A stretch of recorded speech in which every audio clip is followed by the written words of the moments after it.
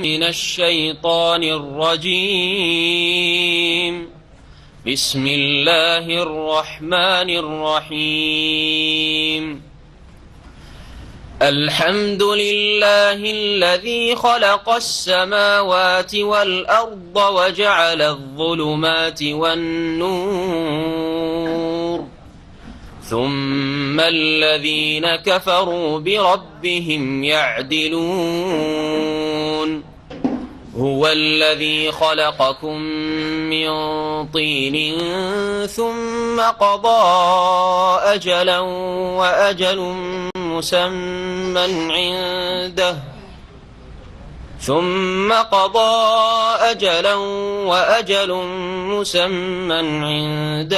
ثم أنتم تمترون. وهو الله في السماوات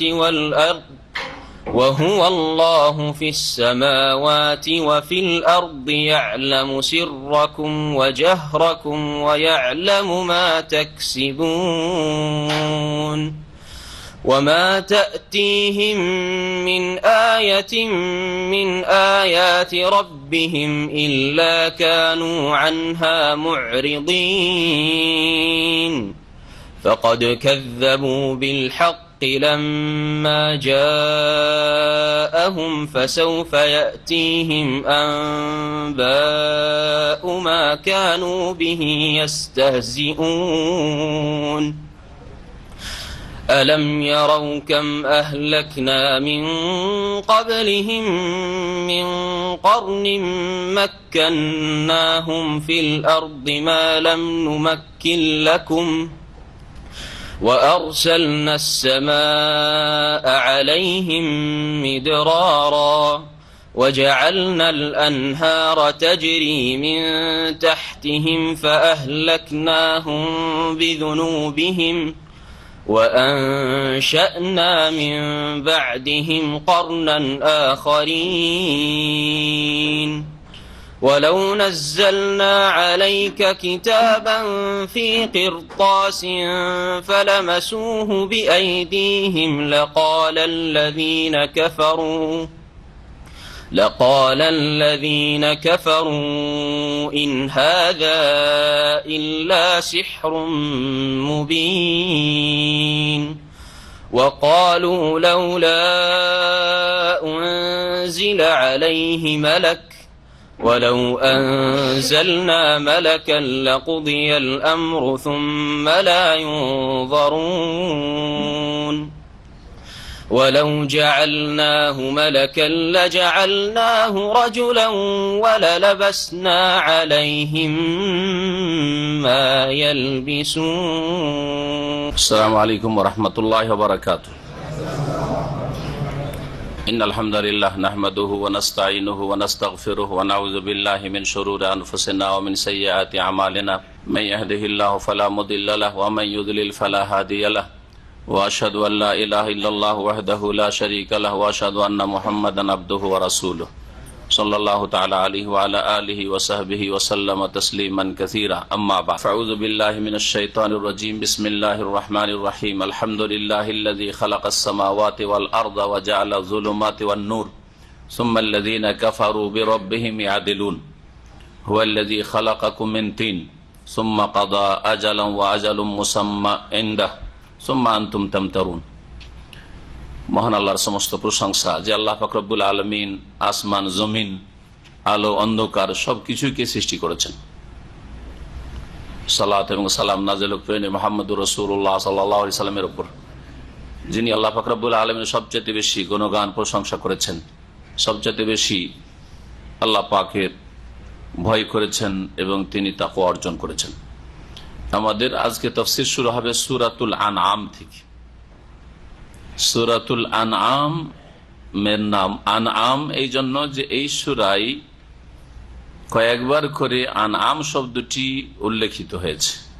আনআম নামুনের বহুবচন, আর আনআম মানে হচ্ছে গবাদি পশু, চতুষ্পদ জন্তু, গৃহপালিত পশু। এই আনআম সম্পর্কে এই সূরায় উল্লেখ করা হয়েছে এখান থেকে নামকরণ হয়েছে এই সূরার সূরাতুল আনআম। এই সূরা আল্লাহ রাব্বুল আলামিন শুরু করেছেন আলহামদুলিল্লাহ দিয়ে, আল্লাহ পাকের প্রশংসা দিয়ে। যেমন সূরা ফাতিহা আল্লাহ পাক শুরু করেছেন আলহামদুলিল্লাহ দিয়ে। এরকম কোরআনে কারিমে 5টি সূরা রয়েছে, যে সূরাগুলি আল্লাহ পাক শুরু করেছেন আলহামদুলিল্লাহ দিয়ে। সূরা ফাতিহা, সূরা আনআম, আর সূরাতুল কাহফ আলহামদুলিল্লাহিল্লাযী আনজালা আলা আবদিহিল কিতাব ওয়া লাম ইয়াজআল লাহু ইওয়াজা, আর সূরা সাবা, আর সূরা ফাতির। এই 5টি সূরা।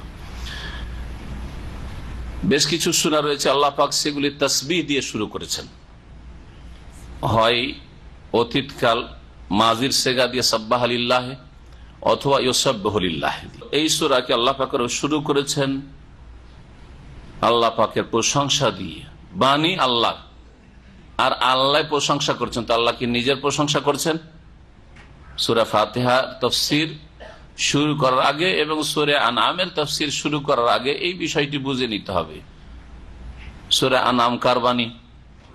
কালামুল্লাহ, আল্লাহর বাণী। তো আল্লাহ বলছেন আলহামদুলিল্লাহ, যাবতীয় প্রশংসা আল্লাহর। তো আল্লাহ নিজের প্রশংসা নিজে করছেন, কেমন কথা হইল?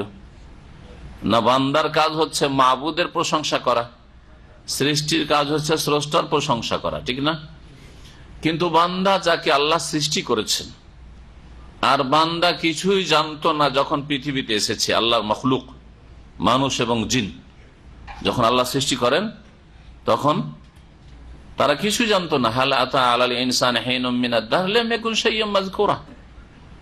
মানুষ এমন একটা যুগ পার করে এসেছে যখন কোনো উল্লেখযোগ্য কিছুই ছিল না। তারপরে আল্লাহু আখরাজাকুম বুতুনি উম্মাহাতিকুম লা তা'লামুনা শাইআ, আল্লাহ পাক তোমাদেরকে তোমাদের মাতৃগর্ভ থেকে বের করে নিয়ে এসেছেন, মানে সৃষ্টি করেছেন, তোমরা ভূমিষ্ঠ হয়েছো, পৃথিবীতে এসেছো, লা তা'লামুনা শাইআ, কিছুই জানতে না। হ্যাঁ, আল্লাহ তো কোরআনে বলছেন কিছুই জানতে না। কিন্তু আব্দুল কাদের জিলানী মায়ের পেটে 18 পারা কোরআন মুখস্থ, না? এটা ইসলাম না? কোরআনে কারীম ইসলাম না? এই কিচ্ছা কাহিনী কুফরি শিরকি কথাগুলি ইসলাম?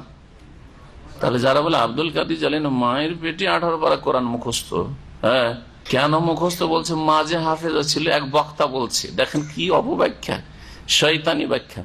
এইভাবে মুসলিম জাতিকে বিভ্রান্ত করছে ইহুদি খ্রিস্টান না, বিদাতি মোল্লারা, যে মায়ের তাসির থাকে, প্রভাব পড়ে সন্তানের উপর পেটে থাকা অবস্থায়। আর মা যেহেতু হাফেজা আব্দুল কাদের জিলানীর, সেই জন্য পেট থেকে মুখস্থ, বুঝছেন? তা আব্দুল কাদের জিলানীর মায়ের চাইতে ফজিলত আম্বিয়া রসুলের মাদেরকে দিবেন না? আর আল্লাহ কোরআনের সকল মানুষকে সম্বোধন করছে, আল্লাহু আখরাজাকুম মিন বুতুনি উম্মাহাতিকুম, আল্লাহ তোমাদেরকে বের করেছেন তোমাদের মায়ের পেট থেকে এমন অবস্থায়, লা তা'লামুনা, জানতে না তোমরা, শাইআন, কিছুই, একটি কথাও জানতে না, একটা শব্দও জানতে না। কোরআন জানা তো দূরের কথা, আর কোরআন মুখস্থ থাকা তো দূরের কথা, ঠিক না? কোরআন বিরোধী কথা না? কোরআন বিরোধী কথা ইসলামী কথা না কুফরিয়া কথা? তাহলে যে বলবে যে কারো মায়ের পেটে থেকে কোরআন মুখস্থ ছিল, 18 পারা বলতে হবে না, যদি বলে সূরা ফাতিহা মুখস্থ ছিল, এটা কোরআন বিরোধী কুফরি কথা। তো আল্লাহ রাব্বুল আলামিন, বলতে গিয়েছিলাম ভূমিকাতে, এখন ভূমিকাতে আমরা আছি এই সূরা তাফসীরে, যে আল্লাহ রাব্বুল আলামিন মানুষকে যখন সৃষ্টি করেন তখন কিছুই জানতো না। আল্লাহ পাক রব্বুল আলামিন নিজের ওপর তিনি অবধারিত করেছে যে মানুষকে শিখাবেন, তিনি মানুষকে তালিম দিবেন। ওয়াল্লামাকুম মা লাম তাকুন ওয়াল্লামাকা মা লাম তাকুন তা'লাম, নবীকে আল্লাহ সম্বোধন করে বলছেন সরাসরি প্রত্যেক ব্যক্তিকে, হে মানুষ, তোমাকে এমন কিছু আল্লাহ শিখিয়েছেন। কে শিখিয়েছেন? আল্লাহ শিখিয়েছেন। মা লাম তাকুন তা'লাম, যা তুমি জানতে না। ওয়াল্লামা আদামাল আসমাআ কুল্লাহা, আদমকে সবকিছুর নাম আল্লাহ শিখিয়েছেন। আদম প্রথম মানুষ, কার কাছ থেকে শিখবে? আরে আমরা না হয় বাপ মা থেকে শুনে শুনে এইটার নাম এইটার নাম ওইটাই শিখে নিয়েছি যখন মুখ ফিটেছে, কিন্তু আদম আবার কার কাছ থেকে শিখবেন? তো আল্লাহ সরাসরি শিখিয়েছেন, ঠিক না? তাহলে তালিম আল্লাহর পক্ষ থেকে।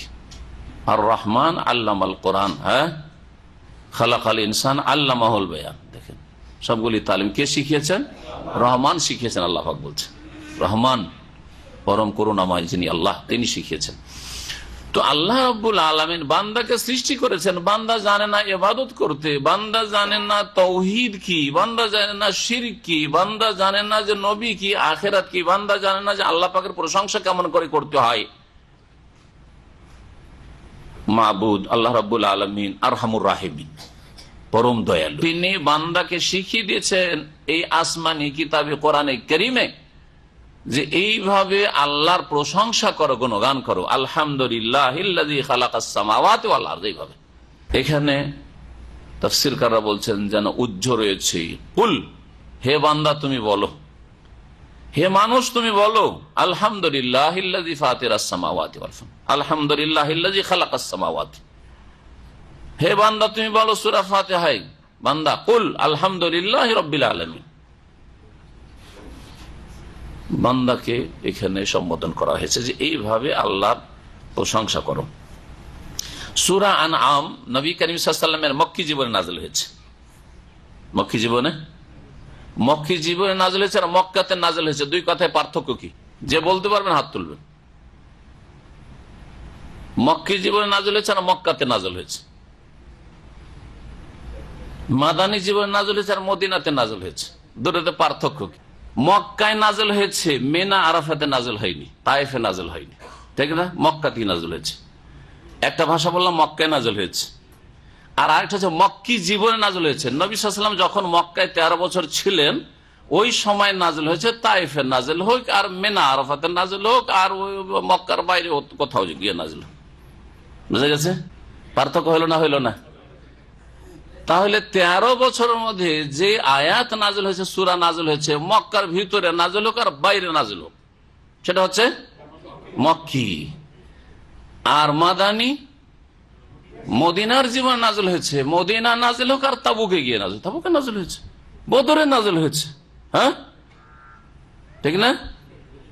এমনকি হুনাইনের যুদ্ধ করতে মক্কা বিজয় গেছেন, তো রাস্তাঘাটে কোরআন নাযিল হয়নি, কিন্তু এটা মদিনার জীবনে, সুতরাং সেই আয়াতগুলি হচ্ছে মদিনী। কিন্তু সংজ্ঞা বললেন যে মাদানী সূরা হচ্ছে যেগুলি মদিনায় নাযিল হয়েছে। তাই বললো যে মদিনা থাকাকালীন সফরে যেগুলো নাযিল হয়েছে ওগুলো কি? এই জন্য আল্লামা সয়ুতি রাহিমাহুল্লাহ মেলা রকম করে ভাগ করেছেন উসুল তাফসিরে। তাফসিরের কায়দা কানুন রয়েছে, একটি সাবজেক্ট, যেমন উসুল হাদিস, মুস্তালাহ হাদিস রয়েছে, তেমনি উসুল তাফসির রয়েছে। বলছেন যে নবী সাল্লাল্লাহু আলাইহি ওয়াসাল্লামের যে কোরআন কারীমের আয়াত নাযিল হয়েছে বা সূরা নাযিল হয়েছে সেগুলি দুই ভাগে বিভক্ত, মক্কি আর মাদানী। আবার সাফারি আর হাজারি। সাফারি মানে যেগুলো সফরে নাযিল হয়েছে সাফারি, আর যেগুলো অবস্থান কালে নাযিল হয়েছে সেগুলি হচ্ছে হাজারি, মক্কায় হোক আর মদিনায় হোক। জি, তো মক্কি সূরার সংজ্ঞা কি বলবেন? যেগুলি মক্কায় নাযিল হয়েছে নাকি? হ্যাঁ, মক্কি জীবনে নাযিল হয়েছে, বলবেন না যে মক্কায় নাযিল হয়েছে। তাহলে প্রশ্ন থাকবে যেগুলো তাহলে তায়েফে নাযিল হইলো, ওটা কি? হ্যাঁ, তাইফি বলতে হবে, তাহলে এগুলো তো ভাগ নেই। জি হ্যাঁ, যেগুলি গিয়ে তাবুকে নাযিল হইলো সেগুলি কি বলবেন? খাইবারের যুদ্ধে গিয়ে নাযিল হইলো, তাবু কি খাইবারই বলবেন? এরকম তো সূরার নাম নাই বা আয়াতের নাম নেই। জি, মক্কি সূরা। মক্কি সূরার বিষয়বস্তু সম্পর্কে যেহেতু আমাদের ধারাবাহিক কয়েক বছর থেকে তাফসীর চলে আসছে এই সেন্টারে, আলহামদুলিল্লাহ, আর শেষ হতে যাচ্ছে ইনশাআল্লাহ। এক বছরের মধ্যে আমরা এই তাফসীর শেষ করবো। আল্লাহ পাক যদি সুস্থ রাখেন, হায়াত রাখেন, আল্লাহ পাক আমাদের সকলের হায়াত রাখেন, যারা শুনছেন, যারা বলছেন। আর আল্লাহ পাক রব্বুল আলামিন যেন এইরকম বহুবার কোরআনে কারীমের তাফসীর করার আর শোনার আল্লাহ পাক যেন তৌফিক দান করেন, আল্লাহ পাক এই খিদমত যেন কবুল করেন। মক্কি সূরার মূল বিষয়বস্তু আকীদাগত বিষয়, কারণ মানুষের রোগ মেলা রকম আছে। এক হচ্ছে আকীদা, বিশ্বাসের রোগ, এক হচ্ছে ইবাদতের ক্ষেত্রে ভুল ত্রুটি, আর এক হচ্ছে আখলাক, চরিত্রের রোগ। হ্যাঁ, চারিত্রিক অধপতন, অবনতি, সবগুলি সংশোধনের প্রয়োজন রয়েছে। কিন্তু কোনটা আগে? বিশ্বাস আগে ঠিক করতে হবে। আল্লাহ সম্পর্কে বিশ্বাস, আখিরাত সম্পর্কে বিশ্বাস, রাসূল সম্পর্কে বিশ্বাস, আল্লাহ পাকের বিধান কোরআনে কারীম সম্পর্কে বিশ্বাস, হ্যাঁ, ভালো মন্দ তাকদীর সম্পর্কে বিশ্বাস, মালায়েকা সম্পর্কে বিশ্বাস, এগুলিকে আগে ঠিক করতে হবে। এর সাথে যেসব বিষয়গুলি সংশ্লিষ্ট আকীদার বিষয়, বিশ্বাসের বিষয়, সেগুলিকে ঠিক করতে হবে। আকীদা হচ্ছে কিবলার মতো, নামাজ পড়ার আগে আগে কিবলা নির্ণয় করতে হবে। ওইরকম ইবাদত বন্দেগী, সমস্ত ইবাদত বন্দেগী, আখলাক, চরিত্র, হালাল হারামের বাছাইয়ের আগে আগে আপনার ইসলামের কিবলা, আকীদা ঠিক করতে হবে। কিবলা না ঠিক করে নামাজ শুরু করে দিলে কাজ হবে না। কিবলা পরে চিন্তা করব, নামাজটা শুরু তো করে দিই, তাকবীর তাহরিমা তো দিয়েই দিই, এরকম নামাজ হবে? হবে না। ওই রকম আকীদা যাই থাক, কবর থাক আর মাজার থাক আর সুফিয়াত আর পীরতন্ত্র থাক, নামাজ তো পড়ছে। যেমন এক শ্রেণীর লোকদের কথা, নামাজই তো তারাও তো আল্লাহকে ডাকছে, জিকির আজগার করছে, তারা তো দিনের কিছু খেদমত করছে, বেনামাজিকে নামাজি বানাচ্ছে। আরে আকীদাই ঝামেলা, আকীদাতে শিরক আর বিদআত ঢুকে আছে। এইসব নামাজ পড়িয়ে আর দাড়ি ছাড়িয়ে আর এই কিছু লোককে জিকির ধরিয়ে আর এই ইসলামের দিকে নিয়ে এসে লাভটা কি হবে? ইসলামের আমলের দিকে এসছে, কিন্তু আকীদাই তো আসেনি। আকীদাই তো মুরব্বীদেরই আকীদা নষ্ট হয়ে রয়েছে। এই জন্য আকীদার সংশোধন 13 বছর আল্লাহ পাক রব্বুল আলামিন রাসূলুল্লাহ সাল্লাল্লাহু আলাইহি ওয়াসাল্লাম সাহাবায়ে কেরামদের করেছেন। মক্কি সূরার আমল বিষয়বস্তু হচ্ছে আকীদাগত বিষয়, বিশ্বাসের সাথে সম্পর্কিত যে বিষয়গুলি, এগুলি। আর তার সাথে সাথে আমভাবে সাধারণ চরিত্র গঠনের বিষয়গুলি রয়েছে, চরিত্র গঠনের বিষয়গুলি রয়েছে। এই কোরআনে কারীম মক্কি সূরার বিষয়বস্তু, আহকাম, হালাল হারাম, জায়েজ নাজায়েজ, বিধিবিধান, এগুলি খুঁটিনাটি আসেনি, সবগুলি নাযিল হয়েছে মদিনায়, মদিনার জীবনে। এই সূরা সম্পর্কে আব্দুল্লাহ বিন আব্বাস রাদিয়াল্লাহু তাআলা আনহু, সাহাবায়ে কেরামদের মধ্যে সবচেয়ে বড় মুফাসসির যাকে বলা হয়, তিনি বলছেন, উনজিলাত সূরাতুল আনাম বিমাক্কাতা, সূরা আনাম মক্কায় নাযিল হয়েছে। তাবরানীতে রয়েছে, এটি তিরমিজিতে রয়েছে আর তাবরানীতে রয়েছে। আব্দুল্লাহ বিন আব্বাস তিনি বলছেন, নাযারাত সূরাতুল আনাম বিমাক্কাতা লাইলান জুমলাতান ওয়াহিদা। আর একটা অতিরিক্ত রয়েছে তাবরানীতে, আব্দুল্লাহ আব্বাস রাদিয়াল্লাহু আনহু বলছেন যে মক্কায় সূরা আনআম রাতের বেলা নাযিল হয়েছে আর একবারে শুরু থেকে শেষ পর্যন্ত নাযিল হয়েছে। শুরু থেকে শেষ পর্যন্ত পুরো সূরা আনআম একসাথে এক রাতেই নাযিল হয়েছে নবী করিম সাল্লাল্লাহু আলাইহি ওয়াসাল্লামের উপর মক্কি জীবনে। অন্যান্য সূরার ক্ষেত্রে কিছু নাযিল হয়েছে, কিছু অন্য সময় নাযিল হয়েছে, একবারে নাযিল হয়নি। অধিকাংশ সূরাগুলির ক্ষেত্রে এরকম রয়েছে। যখন নাজেল হচ্ছিল, হাওলাহা সাবউনা আলফা মালাক, 70,000 ফেরেশতা মক্কাতুল মুকাররমায় নেমে আসে। ইয়াজআরুনা হাওলাহা বিতাসবিহ, যখন জিবরাইল আলাইহিস সালাম রাসূলুল্লাহ সাল্লাল্লাহু আলাইহি ওয়াসাল্লামের কাছে নিয়ে আসেন সূরা আনআম ওহী, তখন এই 70,000 মালায়েকা ফেরেশতা তারা তাসবিহ করছিলেন, চিৎকার করে তাসবিহ করছিলেন, সুবহানাল্লাহ পাঠ করছিলেন, আল্লাহ পাকের তাসবিহ করছিলেন। এখন শুরু করি তাফসীর। আল্লাহ পাক রব্বুল আলামিন ইরশাদ করছেন, বিসমিল্লাহির রহমানির রহিম, আলহামদুলিল্লাহিল্লাযী খালাকাস সামাওয়াতি ওয়াল আরদা, যাবতীয় প্রশংসা সে আল্লাহর, যিনি আকাশসমূহ এবং জমিন সৃষ্টি করেছেন। আলহামদ প্রশংসা, হামদুন মানে প্রশংসা, কিন্তু যাবতীয় যে আমরা তরজমা করি, তাফসীর করি, এটা কোত্থেকে আসলো? আল শব্দ থেকে, আলিফ লাম থেকে। আল আরবি গ্রামারে কয়েক ভাগে বিভক্ত, তার মধ্যে একটি হচ্ছে আল ইস্তিগরাকের জন্য। ইস্তিগরাক মানে ব্যাপক অর্থপূর্ণ, সমস্ত রকমের প্রশংসাকে শামিল, যত রকমের প্রশংসা হয় সবগুলিকে শামিল। এই আল আরবির এটি হচ্ছে অলংকার। আরবি ভাষা যে অত্যন্ত রিচ ভাষা, অন্য কোন ভাষার মুখাপেক্ষী নয়। আজ অন্য কোন ভাষাকে নেই, তাহলে নিজের মতো করে রঙিয়ে নেই এমন ভাবে যে বোঝা যায় না যে এটা অন্য কোন ভাষা। কিন্তু বাংলায় যখন আমরা বলি, ইংলিশ ঢুকিয়ে বোঝা যায় এটা ইংলিশই বলছি। হ্যাঁ, অমুক ব্যক্তি আমার ফেভার করলো না, বোঝা গেল যে ফেভার ইংলিশই বললাম, তাই না? হ্যাঁ, খাবারে কোনো টেস্ট নেই, বোঝা যাচ্ছে ইংলিশ, তাই না? কিন্তু আরবিতে যখন ঢুকিয়ে নেওয়া হয় তখন আরবিকরণ করে না হয়, ওতে আর গন্ধ ইংরেজির থাকে না। যেমন ফিরদৌস, কেউ বুঝছেন যে ফিরদৌস ইংরেজি প্যারাডাইস, বুঝতেই পারছেন না, ফিরদৌস হয়ে গেছে। জি, ঠিক না? দেখ, একটা উদাহরণ দিলাম। আল্লাহ পাকের যাবতীয় প্রশংসা, আলহামদুলিল্লাহ, যাবতীয় প্রশংসা সেই আল্লাহ। আল্লাযী খালাকাস সামাওয়াতি ওয়াল আরদ, যিনি আকাশসমূহ এবং জমিনকে সৃষ্টি করেছেন। কোরআনে কারীমের আয়াতগুলিতে আকাশকে, আসমানকে বহুবচন আল্লাহ উল্লেখ করেছেন, যেখানে জমিনের কথা উল্লেখ করেছে অধিকাংশ ক্ষেত্রে। আল আরদ, জমিনকে আল্লাহ এক বচন উল্লেখ করেছেন। কেন? অথচ আমাদের জানা আছে যে 7 আকাশ 7 জমিন, তাই না? 7 আকাশ 7 জমিন, 7 আকাশ 7 জমিন, এটি এই মর্মে একটি আয়াত কোরআন সূরা তালাকে রয়েছে, ওয়া মিনাল আরজি মিসলাহুন্না। জমিন হচ্ছে আকাশের মতো, আকাশ অনুরূপ, মানে আকাশ যেমন 7 তেমনি জমিনও 7। কিন্তু বহু বচন কেন উল্লেখ করেছেন সামাওয়াত, সামাউনের? আর আরদের বহু বচন আরাজিন কেন বললেন না? আরাদুন কেন বললেন না? এই ক্ষেত্রে অধিকাংশ ওলামাদের মত যে প্রত্যেক আকাশ, এক আকাশ থেকে আর এক আকাশের মাঝে ব্যবধান রয়েছে এবং খোলা স্তর রয়েছে। জি হ্যাঁ, আর প্রত্যেক আকাশে আল্লাহ পাকের মখলুক মালাইকা রয়েছেন এবং আম্বিয়া রসুলদের সাথে রাসূলুল্লাহ মেরাজে সাক্ষাৎ করেছেন। মেরাজের হাদিস থেকে বোঝা যায়। এছাড়াও আকাশের দরজা রয়েছে, বহু হাদিস দ্বারা প্রমাণিত, প্রত্যেক আকাশের দরজা রয়েছে। জমিনের ক্ষেত্রে এক জমিন থেকে আরেক জমিনের মাঝখানে ব্যবধান রয়েছে, আর প্রত্যেক জমিনে মাখলুক রয়েছে, কোন স্পষ্ট দলিল না আয়াতে আছে না হাদিস আছে।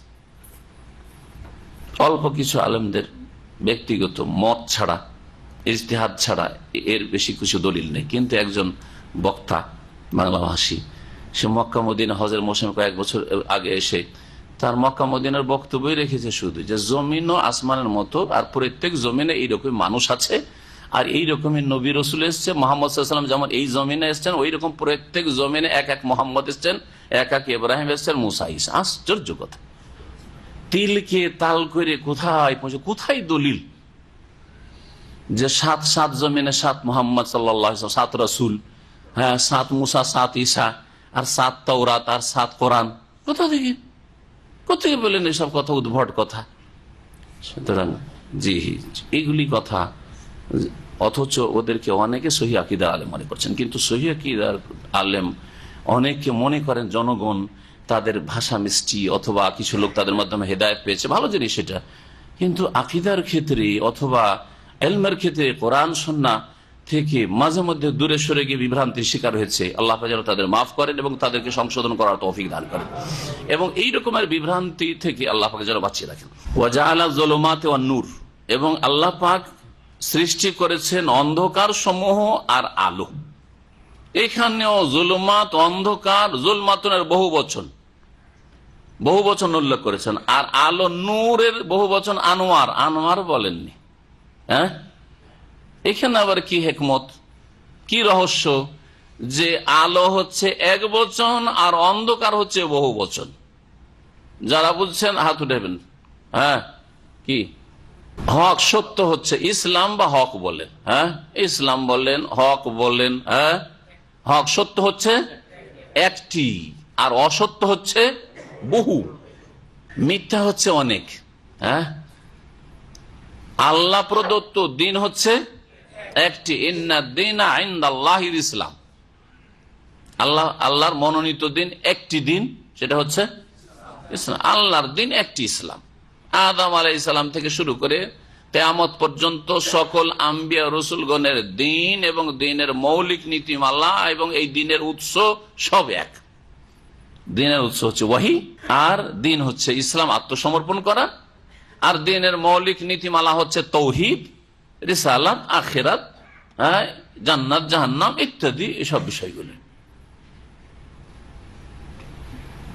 তো দিন একটি, সত্য দিন হচ্ছে একটি, আর ভ্রান্ত পথমত আর মতবাদ বহু রয়েছে।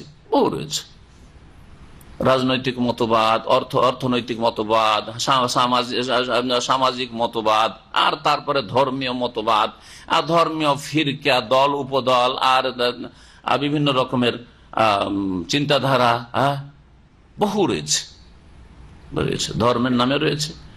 আর মানুষের সমস্যার সমাধানের নামেও রয়েছে, যে আর্থিক সমস্যার এগুলি সমাধান, কে বলছে রাজনৈতিক সমস্যার সমাধান হচ্ছে এগুলি, এইরকম মেলা রয়েছে। সেগুলি সবগুলির নাম হচ্ছে কোরআনের ভাষায় জুলুমাত, অন্ধকার। সেগুলি হচ্ছে কি? অন্ধকার। তাহলে সমাজবাদ আর বস্তুবাদ আর মার্ক্সবাদ আর লেনিনবাদ, মাওবাদ আর তারপরে যত রকমের বাদ রয়েছে মানে তৈরি করা, সেগুলিকে আমি বলেছি যে বাদ দেন। মুসলিম হতে চান তাহলে কি করতে হবে? বাদ দিতে হবে। বাদ না দিয়ে ওইটাও মানি, এটাও মানি, ইসলামও মানি, ওগুলোও মানি, তাহলে আপনি মুসলিম হইতে পারেন না। সেগুলি হচ্ছে তাগুত। তাগুতকে অস্বীকার করতে হবে। ধর্মের নামে হইলেও যদি মানুষের তৈরি করা ধর্ম হয় তো তাগুত। তাগুত ফামাই ইয়াকফুর বিত-তাগুত ওয়া ইউমিন বিল্লাহ, আল্লাহ হক আর তাগুত হচ্ছে বাতিল। তাগুত হচ্ছে জুলমাত। জুলমাত বহু বচনের জন্য বলা হয়েছে। যেমন কোরআনে কারীমের সূরা আনামে আসবে, জি 151 পরে 52-53 পর্যন্ত যে আয়াতগুলি রয়েছে তাতে 10টি হকের কথা আল্লাহ পাক উল্লেখ করেছেন। এই 10টির মধ্যে একটি হচ্ছে 10টি ওসিয়ত। এই 10টিকে ওসিয়ত বলা হয়েছে। 10টি ওসিয়তের একটি ওসিয়ত উপদেশ হচ্ছে আল্লাহ পাকের যে ওয়া আন্না হাযা সিরাতি মুস্তাকিমান, নিঃসন্দেহে এটি হচ্ছে আমার দেয়া সরল পথ, সোজা পথ। ফাত্তাবিউহু, সেটি তোমরা অনুসরণ করো। ওয়ালা তাত্তাবিউ সুবুল, তোমরা বহু রাস্তার অনুসরণ করিও না। সিরাত এক বচন, যেটা হক সত্য, সেটা হচ্ছে ইসলাম, এটা হচ্ছে সিরাতুল্লাহ, আল্লাহর রাস্তা, সেটা হচ্ছে জান্নাতের রাস্তা। আর সুবুল, ওয়ালা তাত্তাবিউ সুবুল, বহু রাস্তা, বহু রাস্তা হচ্ছে জুলমাত। এখানে জুলমাত বলা হয়েছে আর ওখানে কি বলা হয়েছে? সুবুল। অনেক রাস্তার অনুসরণ করিও না, এই রাস্তা ওই রাস্তা, কেউ এই রাস্তায় চলছো, কেউ ওই রাস্তায়, সবাই আল্লাহকে পেতে চায়। কেউ চিশতিয়া তরিকা দিয়ে, কেউ সাবিরি তরিকা দিয়ে, কেউ মুজাদ্দিদি তরিকা, কেউ নকশবন্দি তরিকা দিয়ে, কেউ সাহারওয়ার্দী তরিকা দিয়ে, কেউ কাদেরি তরিকা দিয়ে, আর ইত্যাদি তরিকার শেষ না, এক এক তরিকা দিয়ে সবাই আল্লাহকে পেতে চায়। এগুলি সবল। কি এগুলি? সবল। সিরাতে মুস্তাকিম নয় এগুলি। সিরাতে মুস্তাকিম হচ্ছে তরিকায়ে মুহাম্মাদিয়া সাল্লাল্লাহু আলাইহি ওয়াসাল্লাম। সবলে চলতে হবে না, আল্লাহ নিষেধ করছেন। ওয়ালা তাত্তাবিউ, অনুসরণ করিও না, পিছে লাগিও না, আসবল, ওই বহু পথ মতের। ফাতাফাররাকা বিকুম আন সাবিলিহি, না হলে আল্লাহর রাস্তা থেকে তোমাদেরকে ছিন্ন ভিন্ন করে কোথায় নিয়ে চলে যাবে শয়তান, কোথা থেকে কোথায় নিয়ে চলে যাবে, তোমাদেরকে জাহান্নামে পড়তে হবে। যারা তরিকতে বিশ্বাসী আর এসব বিভিন্ন পথ মতে বিশ্বাসী ধর্মের নামে তার বিভ্রান্ত করেছে একটি আয়াত দিয়ে, ওয়াল্লাযীনা জাহাদু ফীনা লানাহদিয়ান্নাহুম সুবুলানা। যারা, আল্লাহ বলছেন জাহাদু ফীনা, আমার জন্য, আমাকে পাওয়ার জন্য আমার পথে কি করবে? প্রচেষ্টা চালাবে, মুজাহাদা করবে, প্রচেষ্টা চালাবে, মেহনত পরিশ্রম করবে। আকীদা, ইবাদত, আখলাক, আমল, নেক আমল করার ক্ষেত্রে মেহনত করবে আর গুনাহ থেকে বাঁচার ক্ষেত্রে কঠোর পরিশ্রম করবে, প্রচেষ্টা চালাবে। লানাহদিয়ান্নাহুম সুবুলানা, অবশ্যই অবশ্যই তাদেরকে আমি আমার পথগুলি দেখাবো। এখানে সবল শব্দটি ব্যবহার হয়ে গেছে। আর আল্লাহ বলছেন আমার পথ বলেছেন, আবার বহু জনগণকে গুমরাহ করার বেটার চান্স হয়ে গেছে যে দেখো মেলা রাস্তা আছে, সুতরাং আমাদেরটা হচ্ছে চিশতিয়া সাবেরিয়া, ওদেরটা হচ্ছে মুজাদ্দিদিয়া, ওদেরটা হচ্ছে নকশবন্দিয়া, আর এদেরটা হচ্ছে ওই কাদেরিয়া, এদেরটা হচ্ছে রেফাইয়া। জি, ধোঁকা দিস। এই আয়াতে সবল বলতে নেক আমাল বোঝা, সৎ কাজগুলি বোঝানো হয়েছে। এক একটি নেক আমল হচ্ছে সাবিল, আল্লাহর দিকে যাওয়ার পথ। নামাজের মাধ্যমে আপনি, সালাতের মাধ্যমে আল্লাহর দিকে যাবেন, এটা হচ্ছে সাবিল। আমি আল্লাহকে রাজি করার পথ খুঁজছি, যদি কেউ বলে, জিজ্ঞেস করছে, ধরেন আপনি একজন শেখ আলেম জিজ্ঞেস করছে, আমি আল্লাহকে আল্লাহর নাফরমানি করেছি, গুনাহগার হয়েছি, পাপ হয়েছি, আল্লাহকে পাওয়ার রাস্তা খুঁজছি। আর এর উত্তরে যদি বলেন যে আপনি, আপনার একটা পথ হচ্ছে আল্লাহকে রাজি করা, যে আপনি বেশি বেশি নামাজ পড়েন, ফরজের পরে তাহাজ্জুদ পড়েন, সালাতুদ দুহা পড়েন, আর একটি হচ্ছে বেশি বেশি নফল রোজা রাখেন ফরজের পরে, আর একটা হচ্ছে বেশি বেশি দান খেরাত করেন, আর আপনি মা বাবার বেশি বেশি সেবা যত্ন করেন, হ্যাঁ, সৌদি আরবে এসছেন, বেশি বেশি হজ উমরা করেন। কতগুলি বলল? আর একটা পথ করে, পথ ভিন্ন ভিন্ন পথ, এক একটা আমলকে কি বলা হয়েছে? এখানে পথ বলা হয়েছে। এই অর্থে এখানে লানা, আল্লাহর যদি আল্লাহকে পাওয়ার জন্য বহু রাস্তা থাকতো, যেমন দাম্মাম শহরে আসার জন্য পূর্ব পশ্চিম উত্তর দক্ষিণ থেকে অনেক রাস্তা আছে, আছে না? নাই, অনেক রাস্তা আছে। এইরকম এই উদাহরণ দেয় গোমরা পথভ্রষ্টরা, যারা বলে যে সব ধর্মের উদ্দেশ্য এক, ওয়াহাদাতুল আদিয়ানের কুফরি মতবাদ বিশ্বাসী, সব ধর্মে আল্লাহকে পেতে চায়। ওই রকমই মুসলিমদের মধ্যে যত দল উপদল আছে, যে সব তরিকা দিয়ে আল্লাহকে পেতে চায়, একই কথাই। কোরআন সুন্নাহ ভিত্তিক যদি সেই তরিকা না হয়, মুহাম্মদ সাল্লাল্লাহু আলাইহি ওয়াসাল্লামের ছেড়ে যাওয়া তরিকা না হয়, তো সেটা আল্লাহর কাছে স্বীকৃত তরিকা নয়, কখনো স্বীকৃত তরিকা নয়। তো প্রচলিত যেসব জিকির আজকার আছে আপনার সুফিবাদে, পীরতন্ত্রে যেসব ওজিফা আছে, তাদের যে কোর্সগুলি আছে, সেগুলি কি রসুলের ছেড়ে যাওয়া, আল্লাহর দেওয়া? কোরআনে কারিমে আছেন, রসুলের হাদিসে আছে, নবী করিম সাল্লাল্লাহু আলাইহি ওয়াসাল্লাম তার সাহাবায়ে কেরামদেরকে এই সব তরিকতের উপর ছেড়ে গেছেন? ছেড়ে যাননি। তাহলে কখনো মানুষকে এইভাবে কোরআনের অপব্যাখ্যা করে বিভ্রান্ত করবেন। তারপর আরেকটি কথা মনে রাখবেন, কোরআনে কারিমে সংঘর্ষ আছে কি? আমার কথাই হইতে পারে, কারণ আজকে বলে ভুলে যেতে পারি যে একটা বক্তব্য আমি এইরকম রেখেছি, নেতিবাচক রেখেছি, নেতিবাচক বা ইতিবাচক রেখেছি, আমি তারপরে এর উল্টোটা বলে দিলাম, ভুলে যাওয়ার কারণ হইতে পারে। কিন্তু আল্লাহ কি ভুলে যান? হ্যাঁ, আল্লাহ রাব্বুল আলামিনের কোন সিদ্ধান্তে আমাদের সিদ্ধান্ত ভুল হইতে পারে, অনেক সময় ভুলই না। কিন্তু আজকে যে কথাটা বলছি ভুল, যার ফলে আগামীতে পড়াশোনা করে এসে বললাম যে না, এটা উত্তর হবে এইরকম। কারণ হয় ভুলে যায়, না হয় ভুল করি, ভুলে যায় না হয় ভুল করি। আল্লাহ ভুলেন না আর ভুলও করেন না, ঠিক কিনা? তাহলে আল্লাহ রাব্বুল আলামিন বলবেন যে ইহদিনাস সিরাতাল মুস্তাকিম, বলো সিরাতে মুস্তাকিম একটা রাস্তা আছে, ও আন্না হাযা সিরাতি মুস্তাকিম একটি রাস্তা আছে। আবার আল্লাহ বলবেন যে সুবুলানা, মানে বহু রাস্তা, যে কোনো রাস্তাতে আল্লাহকে পেতে চাইলেই হবে, এটা তো নয়। তাহলে দুই আয়াতে কখনো সংঘর্ষ নেই, দ্বন্দ্ব নেই। মগজের শয়তান দ্বন্দ্ব পয়দা করে দিয়েছে, কুমন্ত্রণা দিয়েছে, ওয়াসওয়াসা দিয়েছে, যার ফলে অপব্যাখ্যা করছেন। সাহাবায়ে কেরামদেরকে একটি তরিকার উপর নবী সাল্লাল্লাহু আলাইহি ওয়াসাল্লাম ছেড়ে গেছেন না বহু তরিকার উপর? সাবিল সিরাতের উপর রেখে গেছেন না সবলের উপর? বলেন দেখি। তাহলে বোঝা গেল যে সাহাবায়ে কেরামদেরকে যেই রাস্তার উপর ছেড়ে গেছেন, সেই রাস্তাই হচ্ছে নাজাতের রাস্তা। মা আনা আলাইহিল ইয়াওমা ওয়া আসহাবি, একটি দল নাজাত পাবে, পরিত্রাণ পাবে, সেই দলটি হচ্ছে আমি যেই অবস্থায় আছি, আলিয়ম আজকের যুগে, ও আসহাবি আমার সাথী সঙ্গীরা সাহাবীরা যেই রাস্তার উপর থাকবে, সেই রাস্তাটি শুধু জান্নাতের রাস্তা, এবং সেই পথের পথিকরা, তাদের অনুসারীরা জান্নাতি, জান্নাতি, জান্নাতের পথে। সুম্মাল্লাযীনা কাফারু বিরাব্বিহিম ইয়াদিলুন, তারপরেও সুম্মাল্লাযীন, আল্লাহ রাব্বুল আলামিনের যাবতীয় প্রশংসা। কেন প্রশংসা কার করে মানুষ? যার গুণ থাকে না, গুণ না থাকলেও গুণ থাকে। আল্লাহ পাকের সমস্ত ভালো গুণ আল্লাহর মধ্যে রয়েছে, আর সমস্ত দোষ ত্রুটি থেকে আল্লাহ মুক্ত। আমাদের মধ্যে কিছু গুণ আছে আর বহু দোষ ত্রুটি আমাদের মধ্যে আছে, তারপরেও প্রশংসা অনেকেই করেন, অনেকের করছেন না, করছেন না?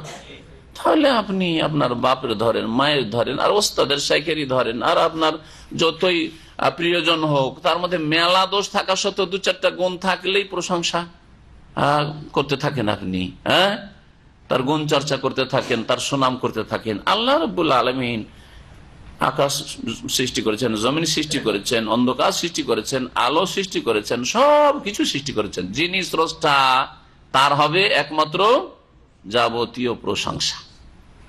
যিনি সবকিছু দেন, তার গুণ গাইবেন। যিনি নুন দিয়েছেন আপনাকে, তার গুণ গাইবেন আপনি।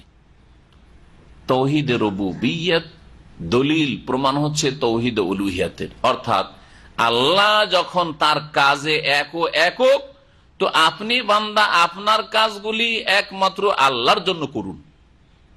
বুঝলেন তাওহীদ রুবুবিয়্যাত আর উলুহিয়াত? আমার এই দুটো ভাষাকে যদি ব্যাখ্যা করেন তো আপনি তাওহীদ বুঝে গেছেন, তাওহীদের দুটো প্রকার বুঝে গেছেন।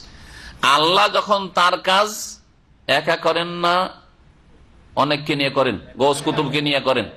গৌস কুতুব সাহায্য না করে আল্লাহ বাঁচাইতে পারবেন না নাকি? রক্ষা করতে পারবেন না? ছেলে মেয়ে দিতে পারবেন না নাকি? হ্যাঁ, আল্লাহ তার কাজগুলি করতে এক ও একক। এটা হচ্ছে তাওহীদের রুবুবিয়ত। তার কাজে এক ও একক। আল্লাহ যখন তার কাজে এক ও একক, কাউকে শরীক করেননি, তো আপনি বান্দা আপনার কাজগুলি আল্লাহর সন্তুষ্টির জন্য, পরকালের মুক্তির জন্য, একমাত্র আল্লাহর জন্য করেন। এটা হচ্ছে তাওহীদে উলুহিয়ত, তাওহীদে ইবাদত।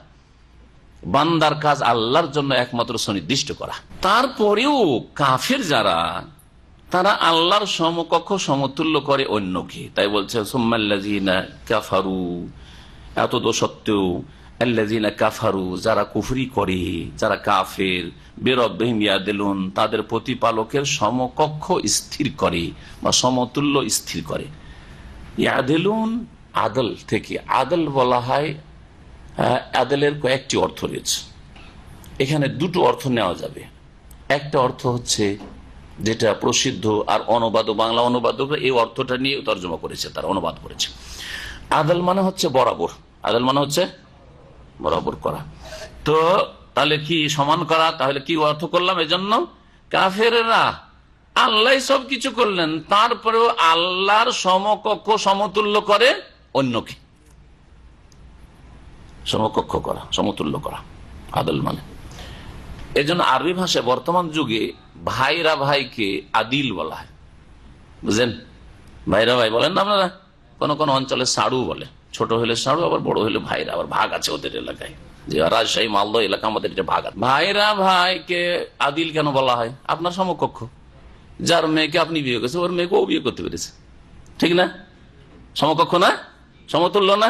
না আপনার বেশি দখল আছে? এই আমি বড় মেয়ে কমুকের বিয়ে করছি, আমি বেশি জাঁদরেল, বাহাদুরি দেখো। অনেক ভাইরা আছে বাহাদুরি দেখে। আমি পুরাতন, হয় পুরাতনটা বেশি বাহাদুরি দেখায়, না নতুনটা বাহাদুরি দেখায়, যে আমি নতুন বর এসছি, সুতরাং ওর বাহাদুরি বেশি, আবার ওর খাতির টাতির বেশি। ওর জন্য মানে খাওয়া দাওয়ার স্পেশাল ব্যবস্থা করে শ্বশুর শাশুড়িরা, আবার নতুন জামাইয়ের জন্য। না, সমান হক আছে, তো এই জন্য আদিল বলে। আর ওরা কি বলে আজকাল? হাজা আদিল, এটা আমার ভাইরা, সমকক্ষ সমতুল্য। আদলের আর একটি অর্থ হয় সুবিচার করা, ইনসাফ করা। ইন্নাল্লাহ ইয়ামুরু বিল আদলি ওয়াল ইহসান, আল্লাহ তোমাদেরকে সুবিচারের নির্দেশ দিচ্ছেন। সুবিচার মানে সমান করা নাই, সমান করলে সবসময় সুবিচার হয় না।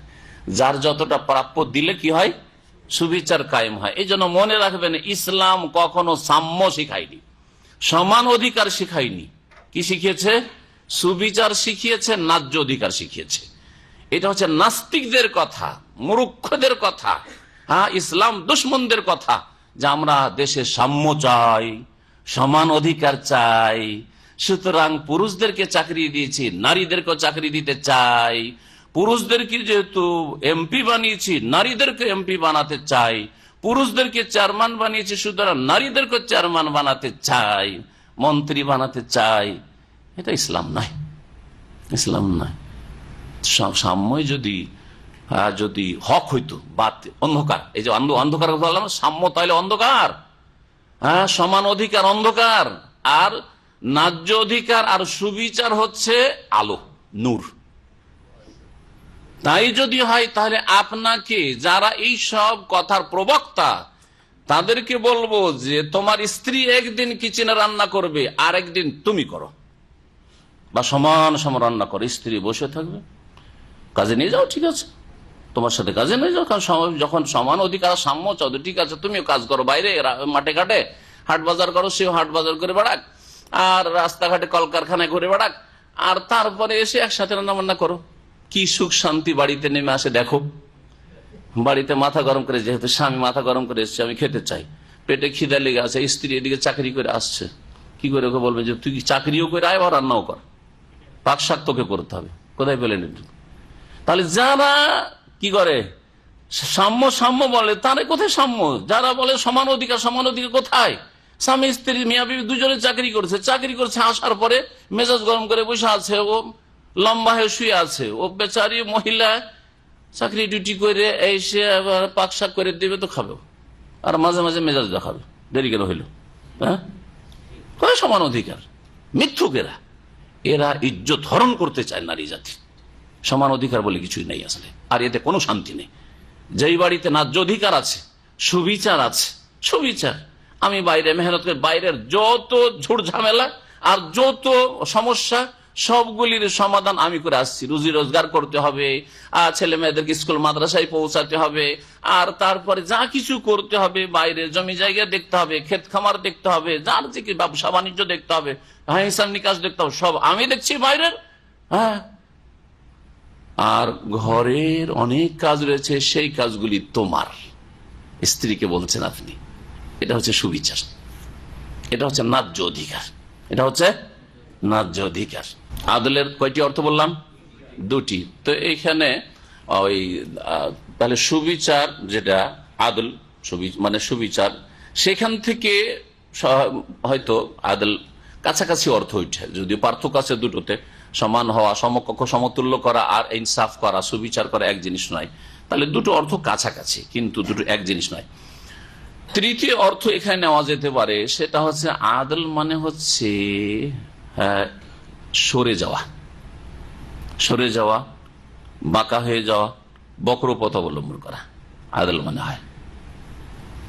জি, এক জায়গা থেকে আরেক জায়গায় সরে যাওয়া, রূপান্তরিত হওয়া, স্থানান্তরিত হওয়া, বক্র হয়ে যাওয়া, ঝুঁকে যাওয়া, এইসব অর্থগুলি হয়। এগুলি সব কাছাকাছি অর্থ, একই অর্থ। এই অর্থ ব্যবহার করা হয়, আরবি ভাষা ব্যবহার করা হয়। জি, তাহলে কি অর্থ এখানে হবে? আয়াতে তাফসীর হবে। এই অর্থটা বাংলায় কেউ করেনি, কিন্তু এই তাফসীর করা যেতে পারে। সুম্মাল্লাযীনা কাফারু বিরাব্বিহিম, এরপরেও আল্লাহ আসমান জমি সৃষ্টি করলেন, আল্লাহ আলো আলো অন্ধকার সৃষ্টি করলেন, তারই যাবতীয় প্রশংসা। এতটা সত্ত্বেও যারা রবের সাথে কুফরি করে, যারা কাফের, তার সুম্মাল্লাযীনা কাফারু, যারা কাফের বিরাব্বিহিম ইয়াদিলুন, বা কাফারু বিরাব্বিহিম, যারা রবের সাথে কুফরি করে, তারা ইয়াদিলুন মানে সত্য পথ থেকে বক্র পথের দিকে ঝুঁকে যায়। ইয়ামিলুন, ইয়াদিলুন মানে কি তাহলে হবে? ইয়ামিলুন, তারা ঝুঁকে যায়, সরল পথে না থেকে এইদিকে ঝুঁকে যায়, ওইদিকে ঝুঁকে যায়। ডান দিকে বাম দিকে কার পথ আছে? শয়তানের পথ আছে। যেমন নবী করিম সাল্লাল্লাহু আলাইহি ওয়াসাল্লাম লম্বা একটা রাস্তা, সিরাতে মুস্তাকিম এক্সাম্পল দেওয়ার জন্য লম্বা একটা লাইন দিয়ে, আর তারপরে ডান দিকে দু তিনটে আর বাম দিকে দুটো, বললেন যে এটা হচ্ছে হাজা সাবিলুল্লাহ, এটা হচ্ছে সিরাতে মুস্তাকিম, আর এগুলো হচ্ছে হাজি সবল, এগুলো হচ্ছে সবল ছোট ছোট রাস্তা। অফিকুল্লে সাবিলিন শয়তান, আর প্রত্যেক রাস্তায় এই যে ছোট ছোট রাস্তাগুলি ডানে বামে রয়েছে, এগুলোতে শয়তান বসে আছে, এদু এলি সেদিকে ডাকছে, শয়তানের রাস্তা ধরিও না। তাহলে দেখেন অর্থ কোথায় নিয়ে গেলাম। সুম্মাল্লাযীনা কাফারু বিরাব্বিহিম, অতঃপর যারা তাদের প্রতিপালকের সাথে কুফরি করে, ইয়াদিলুন মানে ইয়ামিলুন আনিল হাক্কি, সত্য থেকে, ইসলাম থেকে অন্যদিকে ঝুঁকে যায়, নাস্তিকতার দিকে ঝুঁকে যায়, না হলে ইহুদি খ্রিস্টান হিন্দু মতবাদে, বুদ্ধিস্ট মতবাদের দিকে ঢুকে যায়। এইভাবে বিভিন্ন রকমের পথ এবং মতের দিকে তারা ঝুঁকে যায় বা বাঁকা হয়ে চলে যায়। হুয়াল্লাযী খালাকাকুম মিন তিন, আল্লাহ সেই সত্তা। আল্লাহ পাক রব্বুল আলামিনের তার রুবুবিয়াতের কিছু কথা এখানে উল্লেখ করা হয়েছে এই সূরার শুরুতে, আর তারপরে পুনরুত্থানের কথা সংক্ষেপে উল্লেখ করা হয়েছে।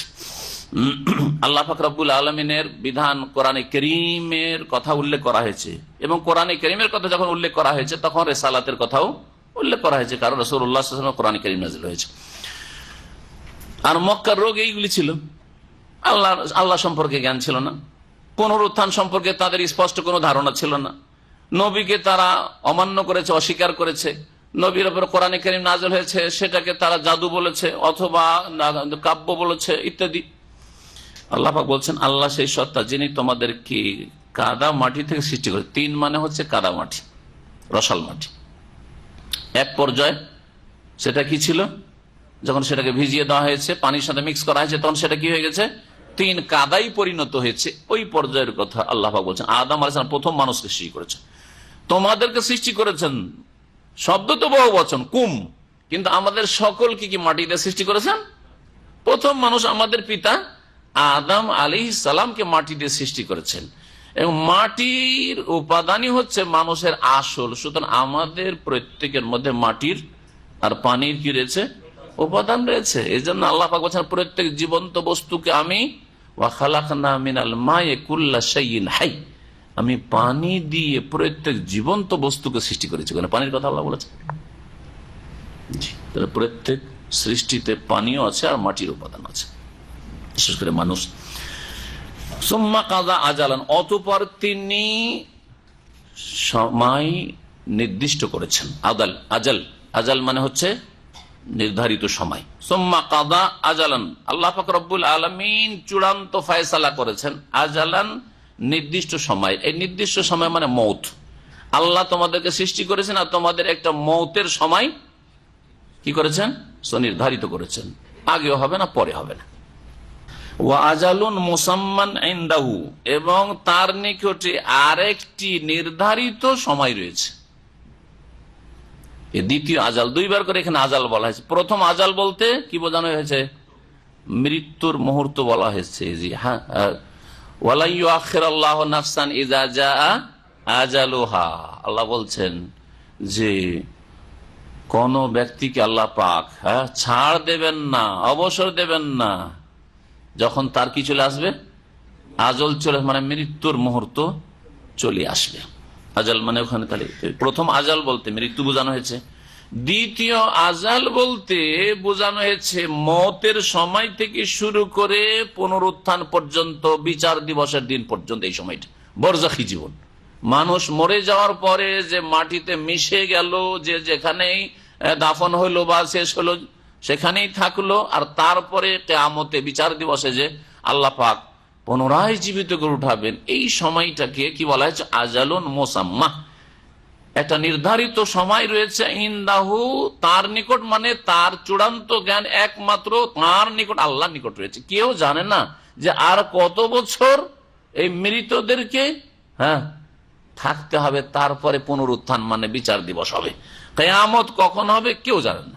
ওয়াইনদাহু মাফাতিহুল গায়ব, গায়বের চাবি সমূহ মাফাতি, আর গায়বুল মাফাতিহুল গায়বে খামসা, নবী সাল্লাল্লাহু আলাইহি ওয়াসাল্লাম হাদিসে রয়েছে যে মূল গায়ব হচ্ছে 5টি, যেই 5টির কথা আল্লাহ পাক সূরা লুকমানের শেষ আয়াতে উল্লেখ করেছেন। কি? ইন্নাল্লাহা ইনদাহু ইলমুস সাআ, প্রথমটি হচ্ছে কিয়ামতের চূড়ান্ত জ্ঞান, কোন সালে কখন কিয়ামত হবে। সুতরাং কেউ কল্পনা জল্পনা করে বলে দিবে অথচ একজন আলেম, এটা তার জন্য মোটেই শোভা পায় না, এটা আকীদার ভুল। আর 75 বছর আর 100 বছর খুব বেশি হইলে, আর জন্মে গেছে ইমাম মেহেদী, আপনারা তো পাবেন, আমিও আশা করি পাবো, এরকম রাহি কথা। সুম্মা আনতুম তামতারুন, অতঃপর তোমরা কি করছো? সন্দেহ করছো। তারপরে সন্দেহ করছো। আল্লাহ পাক মৌতের সময় নির্ধারিত রেখেছেন, তারপরে মৌতের পরে কতদিন তোমাদেরকে মাটিতে থাকতে হবে, তা উঠানো হবে, এর জ্ঞানও আল্লাহর কাছে রয়েছে। আল্লাহ পাকের এইসব গুণ থাকা সত্ত্বেও তোমরা এই বিষয়গুলিতে সন্দেহ করছো, বা তোমাদের যে পুনরুত্থান হবে সে সম্পর্কে তোমরা সন্দিহান হয়ে রয়েছে। তামতারুন মানে তা শুকুন, মিরিয়াতুন থেকে, মিরিয়াতুন মানে সন্দেহ, মিরিয়াতুন মানে সন্দেহ, কোরআনে কারীমে শব্দটি উল্লেখিত হয়েছে। আর মেরাউন মানে ঝগড়া, কাছাকাছি, মিম রা হামজা যদি করেন তোর মানে হয় ঝগড়া করা। ওয়াহু আল্লাহু ফিস সামাওয়াতি ওয়া ফিল আরদ, ওয়াহুয়া তিনি হচ্ছেন উপাস্য মাবুদ আকাশসমূহ এবং জমিনে। এই আয়াতের একটি তাফসীর শুনেন। ওয়াহু আল্লাহ মানে কি বললাম? আল্লাহ শব্দটি এলাহুন থেকে এর উৎপত্তি। আল্লাহ শব্দের উৎপত্তি হচ্ছে এলাহুন থেকে। আল্লাহ আল এলাহ ছিল। যদি তালিল, যেটাকে সন্ধি বিচ্ছেদ বলা হয়, তালিল করে বুঝাই, যারা গ্রামার বুঝেন তাদের জন্য ফায়দা হবে। জি, সারফের যেটা তালিল, যেটাকে সন্ধি বিচ্ছেদ বলা হয়। আল এলাহ, আল এলাহতে কি করা হয়েছে?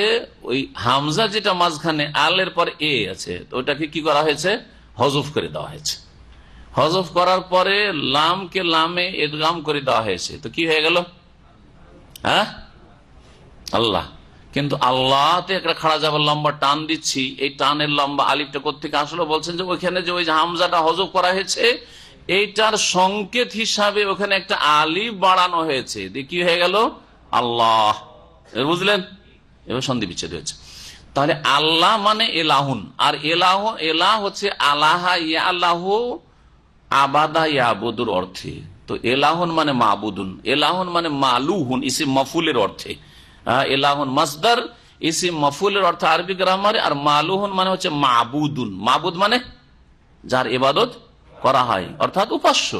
তাহলে এখন তাফসীর করে ওয়াহু আল্লাহ মানে ওয়াহু আল মাবুদ, হ্যাঁ, তিনি হচ্ছেন আল এলাহ, আল্লাহ মানে আল এলাহ, তিনি হচ্ছেন উপাস্য যার ইবাদত বন্দেগী করা হয় ফিস সামাওয়াতি আকাশেও, ওয়াল আরজে আর জমিনেও। আকাশে যারা আছেন ফেরেশতা মালায়েকা তারাও ইবাদত বন্দেগী করেন, আর জমিনে যারা আছে জিন ইনসান তাদের অধিকাংশ কুফরি করলেও তাদেরকে আল্লাহ সৃষ্টি করেছেন ইবাদত বন্দেগীর জন্য, আর সমস্ত মাখলুকাত আল্লাহ পাকের গুণগান করে। ওয়াইন মিন শাইইন ইল্লা ইউসাব্বিহু বিহামদিহি, সমস্ত ইউসাব্বিহু লিল্লাহি মা ফিস সামাওয়াতি ওয়া মা ফিল, আকাশে এবং জমিনে যা কিছু রয়েছে সবকিছু আল্লাহ পাকের গুণগান করে, মহিমা ঘোষণা করে, পবিত্রতা ঘোষণা করে, তাসবিহ পড়ে।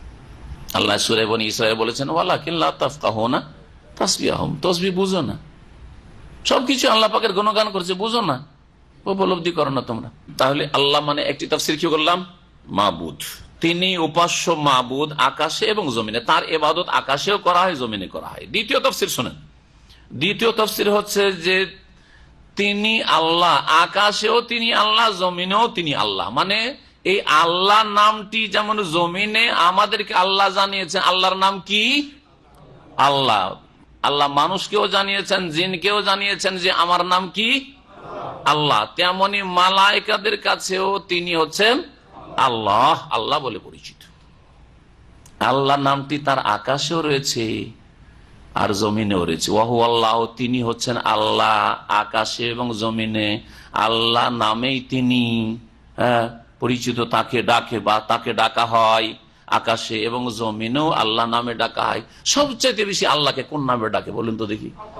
আরে রব বলে, রব্বে বলেও ডাকছেন, রব্বানা বলেও ডাকছেন, রব্বে হাবলি মিনাস সালিহিন বলেও ডাকছেন, ইয়া রাজ্জাক ইয়া গাফফার বলেও ডাকছেন, কিন্তু সবচেয়ে বেশি আল্লাহ। আল্লাহ আল্লাহ পাকের এমন নাম যে সবচেয়ে বেশি উচ্চারণ করা হয়, সবচেয়ে বেশি উচ্চারণ করা হয়। তিনি আল্লাহ জমিনেও, তিনি আল্লাহ আসমানেও। এই দুটি তাফসীর হচ্ছে সহিহ তাফসীর আহলে সুন্নাত ওয়াল জামাতের। যারা গুমরাহ করেছে কোরআনে অপব্যাখ্যা করে, তারা কি করে, তারা কি করে, হ্যাঁ, তারা বলে যে তাদের তরজমা অপব্যাখ্যা ওয়াহু আল্লাহু ফিস সামাওয়াতি ওয়া ফিল আরদি, আল্লাহ আকাশেও আছেন জমিনেও আছেন, আল্লাহ আকাশে আছেন আর জমিনে আছেন। তার মানে কি হলো, আল্লাহ সর্বত্র বিরাজমান। বুঝলেন এবারে? দেখলেন কোরআন দিয়ে আপনি, কোরআন নূর, এই কোরআনকে যদি সঠিকভাবে বোঝা হয় যেভাবে রাসূলুল্লাহ সাল্লাল্লাহু আলাইহি ওয়াসাল্লাম বুঝেছেন, তার সাহাবায়ে কেরামরা, এবং অন্য আয়াতের সাথে সংঘর্ষ বাঁধিয়ে না দেন, সমন্বয় করে যদি কোরআনে কারীম বুঝেন, তাহলে কোরআন আপনার জন্য হেদায়েত, নূর, রহমত। এই কথাগুলি কোরআনে আছে না নেই? যে কোরআনকে আল্লাহ নূর বলেছেন, কোরআনকে হেদায়েত বলেছেন, কোরআনকে রহমত বলেছেন। অনুনাজ্জিলু মিনাল কোরআনি মা হুয়া শিফাউন ওয়া রাহমাতুন লিল মুমিনিন যালিকাল কিতাবু লা রাইবা ফিহি হুদান, হ্যাঁ ঠিক না? ওয়ালা ইয়াজিদু যালিমিনা ইল্লা খাসার, কিন্তু যারা জালেম, কাফের, মুশরিক, অপব্যাখ্যাকারী, যারা ভুল ব্যাখ্যা করবে, তারা কোরআন দ্বারা আরো বেশি ক্ষতিগ্রস্ত হবে। শুধু ক্ষতিগ্রস্ত না, কি হবে, বেশি ক্ষতিগ্রস্ত হবে। জি, কোরআনকে অস্বীকার করলেও বেশি ক্ষতিগ্রস্ত, কোরআনের ভুল ব্যাখ্যা করলেও ক্ষতিগ্রস্ত, ভুল ব্যাখ্যা বুঝলেও ক্ষতিগ্রস্ত। কোরআনের আয়াত, একটি আয়াতের আর এক আয়াতের সাথে সংঘর্ষ বাঁধিয়ে দিয়ে একটি আয়াতে নিয়ে এলেন, বাকি আয়াতকে একবার উপেক্ষা করলেন। যদি বলেন যে আল্লাহ আকাশেও রয়েছেন জমিনে রয়েছেন, এই যদি তাফসীর করেন, তো ওই আয়াতের কি করবেন যে আয়াতটি এক জায়গায় নয়, হ্যাঁ 8 জায়গায় রয়েছে। হ্যাঁ, সুম্মাস্তাওয়া আলাল আরশ, আল্লাহুল্লাযী খালাকাস সামাওয়াতি ওয়াল আরদা ফি সিত্তাতি আইয়াম, আল্লাহ সেই সত্তা যিনি আকাশ ও জমিনকে 6 দিনে সৃষ্টি করেছেন। সুম্মাস্তাওয়া আলাল আরশ, অতঃপর তিনি আরশে কি সমাসীন না সমুন্নত? দেখেন আপনাদের ইখতিলাফ চলছে, আজকে এই ইখতিলাফের দ্বিমতে নিরসন করব, সেই জন্য আপনাদেরকে এখানে জিজ্ঞেস করছি যে সমুন্নত বলেন অধিক সতর্কতা, কিন্তু সমাসীন বললে জায়েজ, এটা স্পষ্ট ভাষায় বলছি। যারা এই ক্ষেত্রে বাড়াবাড়ি করেছে তাদের মধ্যে জেহালত রয়েছে। আমার একটা বক্তব্য অনেক পুরাতন, প্রথম দিকে আমি ওইভাবে তর্জমা করতাম।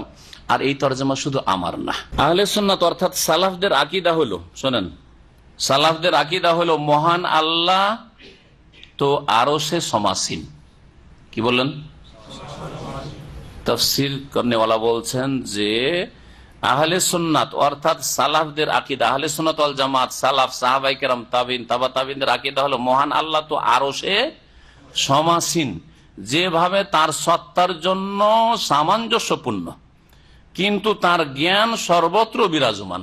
তার জ্ঞান এলমের দিক থেকে, পরিবেষ্টনের দিক থেকে, ক্ষমতার দিক থেকে জ্ঞান তিনি সংক্ষেপ করেছেন। এই রকম ধরনের যেই দিকগুলি হইতে পারে, আল্লাহর ক্ষমতা সব জায়গায় বিরাজমান, আল্লাহ পাকের জ্ঞান সব জায়গায় বিরাজমান, আল্লাহ পাক রব্বুল আলামিনের পরিবেষ্টন সব জায়গায়, আল্লাহ পাকের পরিবেষ্টনী থেকে কেউ বেরিয়ে যেতে পারে না, পালাতে পারে? এই ক্ষেত্রে ঠিক আছে, কিন্তু আল্লাহর সত্তা কোথায়? আরো সেই সমুন্নত বলেন নয় সমাসীন বলেন, সমুন্নত বলেন অধিক সতর্কতা, কিন্তু সমাসীন বললে গুমরা হয়ে যাবে। এমনকি এক ফতুয়াবাজ ফতুয়া দিয়েছে ফেসবুকে, বলছে যে কোন একজনের নাম ধরে বলছে যে সমাসীন বলেছে সে তো গুমরা। হ্যাঁ, তাহলে এটা কি গুমরাহি লেখা আছে তাফসীরে? শোনেন, কেন এই ভ্রম কেন হয়েছে বুঝেনি, সেই জন্য বাংলা সমুন্নত মানে ওপরে, তাই না? ফিল অলু, আরবি অলু, ওপরে, ঠিক আছে, এটা অধিক সতর্কতা। সব বেসমারা বেকাল আলা, সমস্ত সৃষ্টির ঊর্ধ্বে তিনি, আল্লাহ আরশের ওপরে। ইস্তাওয়া আলা ওয়ারতাফা, ঠিক আছে। আর সমাসীন মানে তিনি আসন গ্রহণ করেছেন, আসন নিয়েছেন। আসন নেওয়া মানে বসা হয় নাকি? বসা আর আসন নেওয়াতে পার্থক্য নেই? বলেন যে আসন নয় মানে বসা, এটা বাংলা হয় না। অনুবাদক এটা বুঝেছেন। আর আমি আমার পুরাতন আলোচনাতে যে সমাসীন বলেছি সে অর্থে বসা বলিনি। ইস্তাওয়া মানে জালাসা নয়। ইস্তাওয়া মানে কেউ যদি জালাসা বলে আল্লাহ বসলেন আরশে, তাহলে গুমরাহি। ভালো করে শুনেন। কিন্তু যদি ইস্তাওয়া মানে তিনি আসন নিয়েছেন, আর তার আসন নেওয়া তার মতো কেমন জানি না, বসে দাঁড়িয়ে, কোন সৃষ্টির সাথে কোনো তুলনা নেই, তাহলে এই ভাষাতে সমাসীন বলায় কোনো আপত্তি নেই, স্পষ্ট ভাষায় বলছি। সুতরাং এই অনুবাদক এবং ভাষ্যকারের ভাষাও বাংলা এখানে ঠিক আছে, আর আমার অনেক পুরাতন বক্তব্য অডিওর যুগের সেটাও ঠিক আছে বলছি, কিন্তু অধিক সতর্কতামূলক সমুন্নত বলছি, আলা ওয়ারতাফা, এতে কোনো অসুবিধা নেই। কিন্তু সমাসীন মানে বসে যাওয়া নয়। যদি কেউ বসে যাওয়া বলে তার মগজে সেটা ত্রুটি বিশেষ, বাংলায় সমাসীন মানে বসে যাওয়া নাই। 56 নম্বর টিকা, এই কোরআনের তরজমা সূরা আনআম 56 নম্বর টিকার প্রথম লাইনে আছে। তো আল্লাহ রাব্বুল আলামিন সম্পর্কে তিনি বলছেন যে ওয়াহু আল্লাহু ফিস সামাওয়াতি ওয়া ফিল আরদ, আল্লাহ। তাহলে দুটি তাফসীর বললাম, ঠিক। আর একটা হচ্ছে গুমরাহদের তাফসীর, যারা বলছে আল্লাহ সর্বত্র বিরাজ। আল্লাহ সর্বত্র বিরাজমান, তো আয়াতগুলির কি করবেন? হ্যাঁ, আর রহমান ও আলাল আরশি ইস্তাওয়া, আল্লাহ যিনি রহমান তিনি আরশে সমুন্নত। আরশে, তাহলে জমিনে কোথায়? কোরআনে দ্বন্দ্ব আছে। আমেনতুম মান ফিস সামায়ে, সূরা মুলকে 2 বার আল্লাহ বলছে, তোমরা কি ভয় করো না সেই সত্তাকে যিনি আকাশের উপরে রয়েছেন। তাহলে ওই সূরা মুলকে বলছেন আকাশের উপরে রয়েছেন, আর এখানে বলবেন যে আল্লাহ জমিনও রয়েছেন আর আকাশে রয়েছেন। এটা অর্থ? কোরআন সংঘর্ষ আছে না, এই অর্থ নয়। তাহলে ওয়াহু আল্লাহু ফিস সামাওয়াতি ওয়া ফিল আরদির অর্থ কি করলাম? প্রথম তাফসীর যে আল্লাহ হচ্ছেন মাবুদ, আকাশেও এবং জমিনেও। আকাশেও তার ইবাদত করা হয় আর জমিনেও তার ইবাদত করা হয়। দ্বিতীয় তাফসীর হচ্ছে আল্লাহ নামে তাকে আকাশেও ডাকা হয় আর জমিনেও আল্লাহ বলে ডাকা হয়। ইয়ালামু সিররাকুম ওয়া জাহরাকুম, আল্লাহ জানেন তোমাদের গোপন বিষয়, ওয়া জাহরাকুম তোমাদের প্রকাশ্য বিষয়, সবকিছু আল্লাহ জানেন। ওয়া ইয়ালামু মা তাকসিবুন, আর তোমরা যা কিছুই করো সবকিছু আল্লাহ জানেন। ওয়া মা তা'তিহিম মিন আয়াতিন মিন আয়াতি রাব্বিহিম ইল্লা কানু আনহা মুরিজিন, আর কাফেরদের কাছে তাদের প্রতিপালকের আয়াত সমূহ থেকে যে কোনো আয়াত আসে, বিধিবিধান আসে, তারা কি করে আচরণ? ইল্লা কানু আনহা মুরিজিন, তা থেকে তারা বিমুখতা অবলম্বন করে, মুখ ফিরিয়ে নেয়। কাফেরদের চরিত্র হচ্ছে আল্লাহর পক্ষ থেকে কোন আয়াত নেমে আসলে, ওহী নাযিল হলে তারা মুখ ফিরিয়ে নেয়, শুনতে চায় না, মানতে চায় না, জানতে চায় না, পালন করতে চায় না। ফাকাদ কাযযাবু বিল হক, সুতরাং তারা সত্যকে মিথ্যা জ্ঞান করেছে, মিথ্যা প্রতিপন্ন করে, সত্যকে অস্বীকার করেছে, অমান্য করেছে। লাম্মা যাও, যখন তাদের কাছে সত্য আগত হয়েছে, ফাসাওফা ইয়াতিহিম আম্বাউ মা কানু বিহি ইস্তাহজিউন, সুতরাং তাদের কাছে যা নিয়ে তারা ঠাট্টা করত তার সংবাদ শীঘ্রই এসে পড়বে। কি নিয়ে তারা ঠাট্টা করত? মক্কার কাফেররা যখন মক্কি সূরা নাযিল হচ্ছে, কি নিয়ে ঠাট্টা করত? প্রথম রিসালাতের কথা এখানে বলা হচ্ছে, রাসূলুল্লাহ সাল্লাল্লাহু আলাইহি ওয়াসাল্লামের সাথে উপহাস করত, ঠাট্টা করত। হ্যাঁ, আর রাসূলুল্লাহ সাল্লাল্লাহু আলাইহি ওয়াসাল্লাম যা নাযিল হচ্ছে তা নিয়ে তার ঠাট্টা মজাক করত। রাসূলুল্লাহ সাল্লাল্লাহু আলাইহি ওয়াসাল্লাম বলতো যে শায়ের, কবি, তাহলে তিনি যদি কবি হন তো কোরআন হচ্ছে কবিতা, কাব্য। হ্যাঁ, আর কখনো বলতো যে সাহের, মোহাম্মদ হচ্ছে জাদুকর, তাহলে কোরআন হচ্ছে তাদের কাছে বলতো যে হাযিল্লা সিহরুম মুবিন, স্পষ্ট জাদু। হ্যাঁ, জাদু বলতো। কখনো বলতো কাহেন, মোহাম্মদ হচ্ছে গণক। হ্যাঁ, তাহলে কোরআন হচ্ছে হ্যাঁ জ্যোতিষীবিদ্যা, তাই না? এইরকম ভাবে ঠাট্টা মজা করতো। কখনো বলতো যে মজনুন, মোহাম্মদ কি পাগল, তাহলে পাগলের কথার কোনো মূল্য আছে? পাগল যা ইচ্ছা তাই বলে, কোনো মূল্য নেই কথার, ও নিজেই জান না যে আমি কি বলছি। এইভাবে তারা যে ঠাট্টা বিদ্রুপ করত, তার পরিণামের সংবাদ শীঘ্রই তাদের কাছে এসে পড়বে, মানে তার কুপরিণতি, তার আযাব শাস্তি তাদের কাছে শীঘ্রই আসবে। এই শীঘ্রই আসতেও আল্লাহ যে কোরআনে ভবিষ্যৎবাণী করেছেন, বদর পর্যন্ত সময় লেগেছে। কত বছর? 15 বছর, 13 বছর মক্কায়, আর তারপরে দ্বিতীয় হিজরিতে বদর হয়েছে। বদরে 17 জন বড় বড় নেতাগুলি জাহান্নামে পৌঁছেছে মুসলিমদের হাতে নিহত হয়ে, ঠিক না? তাহলে 15 বছর, 15 বছর ধৈর্য ধরেছেন কে? সবচেয়ে শ্রেষ্ঠ ব্যক্তি, সবচেয়ে বেশি প্রিয় আল্লাহ, হ্যাঁ, এবং সবচেয়ে বেশি আল্লাহর দিনের মেহনতি খাদেম, সবচেয়ে বেশি মানব জাতির হিতাকাঙ্ক্ষী, রাহমাতুল আলামিন, যিনি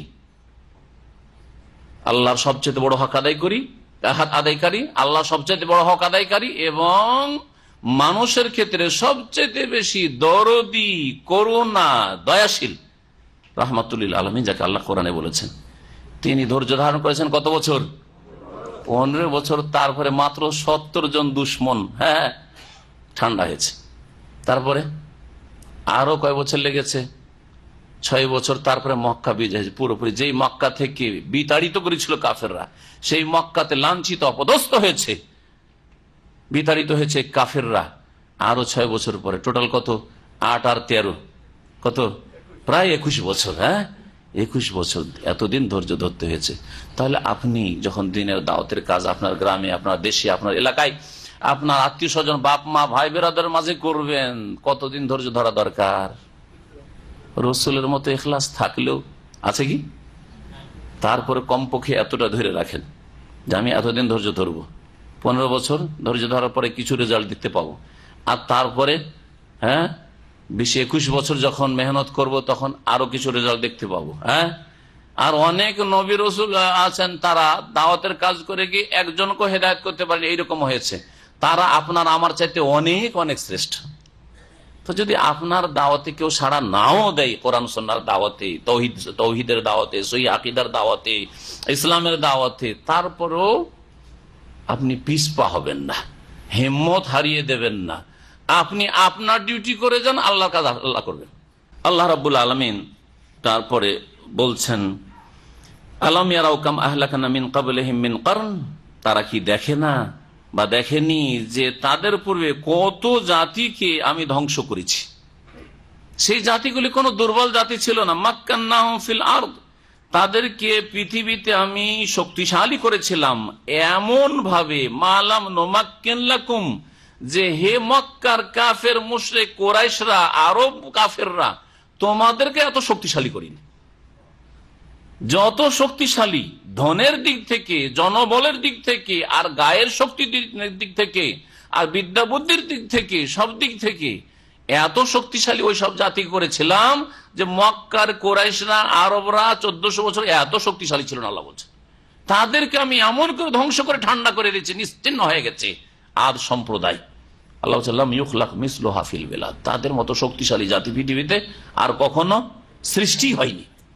এত লম্বা চওড়া জাতি সমুদ সম্প্রদায়, আল্লাযীনা জাবু সাখরা বিল ওয়াদ, যারা পাথর কেটে কেটে সেই যুগে সুড়ঙ্গ বানিয়ে বাড়িঘর তৈরি করতো, রাস্তাঘাট তৈরি করতো। আজকালকার যুগে সুড়ঙ্গ তৈরি করতে পারছে মানুষ, তাও যন্ত্রের সাহায্যে, নিজের গায়ের বলে নয়, ঠিক না? আর তখন তারা নিজের গায়ের বলে তারা সুড়ঙ্গ তৈরি করেছে আর পাথর কেটে বাড়ি ঘর নির্মাণ করেছে। বুয়ুতান ফারিহিন, বিলাসী বাড়ি ঘর তারা তৈরি করতো পাহাড় কেটে কেটে। আল্লাহ কোরআনে কারীমে বলেছেন তাদেরকে আল্লাহ কিভাবে ধ্বংস, একটা বিকট শব্দ দিয়ে আল্লাহ পাক ধ্বংস করে দিয়েছেন সামুদ সম্প্রদায়কে, ঠিক কিনা? বজের আঘাতে।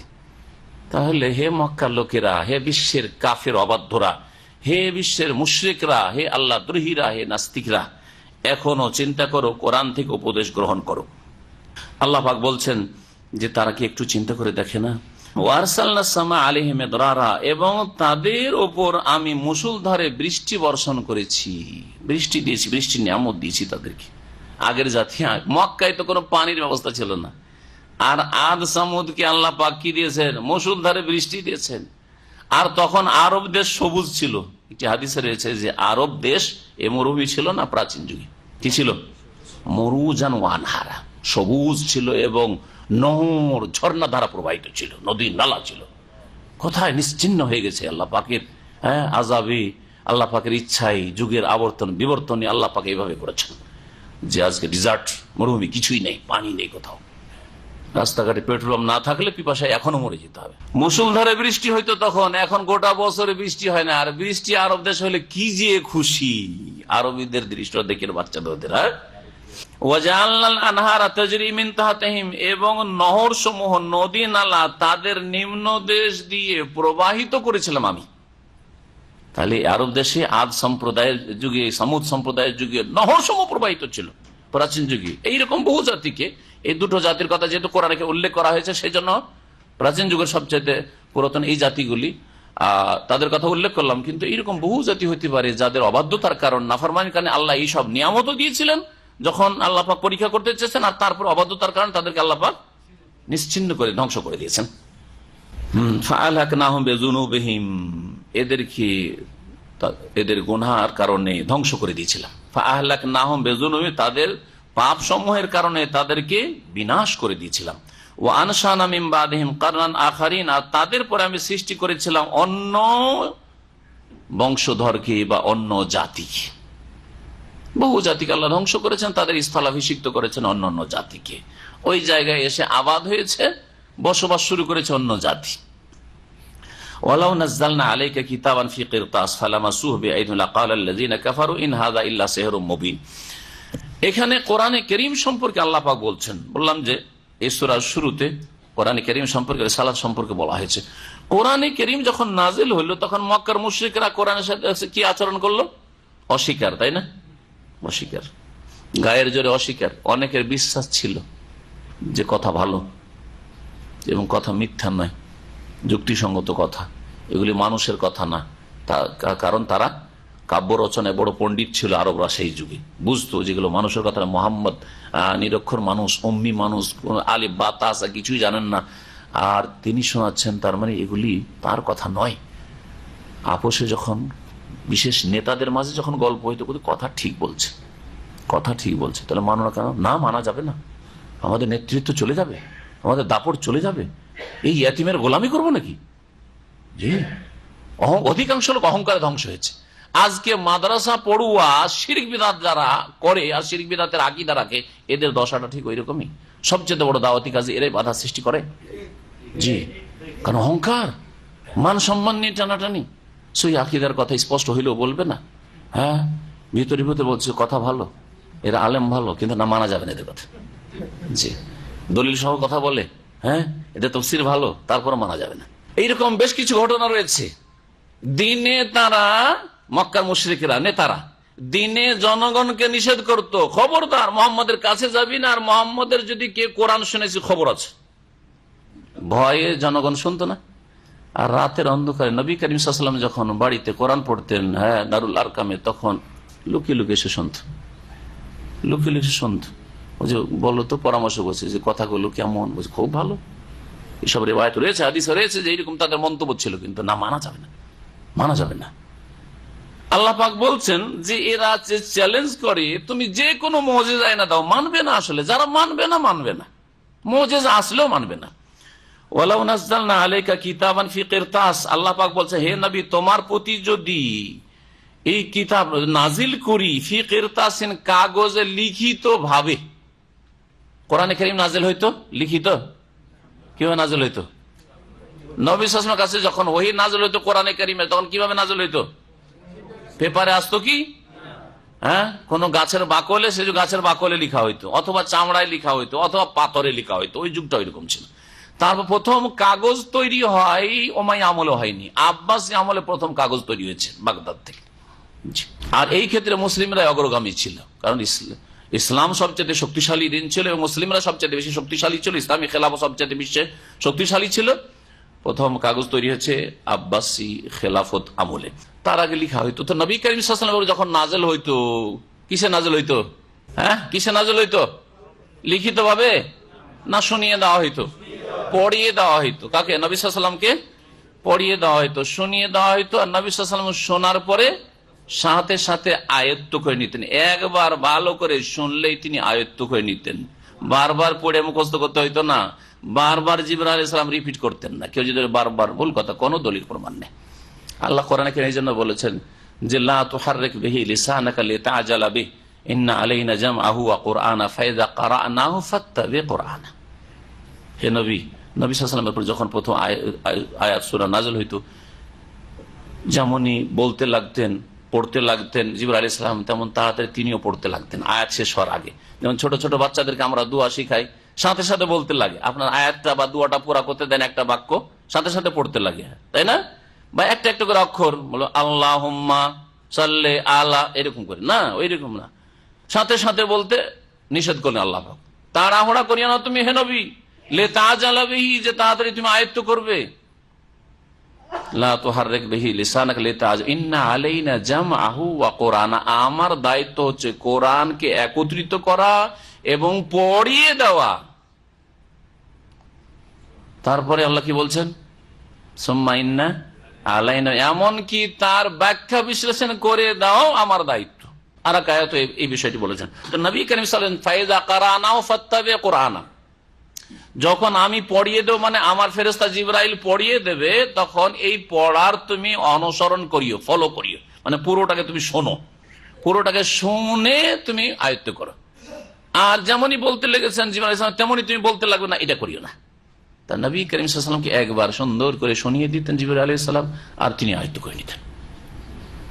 এটি ছিল কোরআন নাযিলের তরিকা।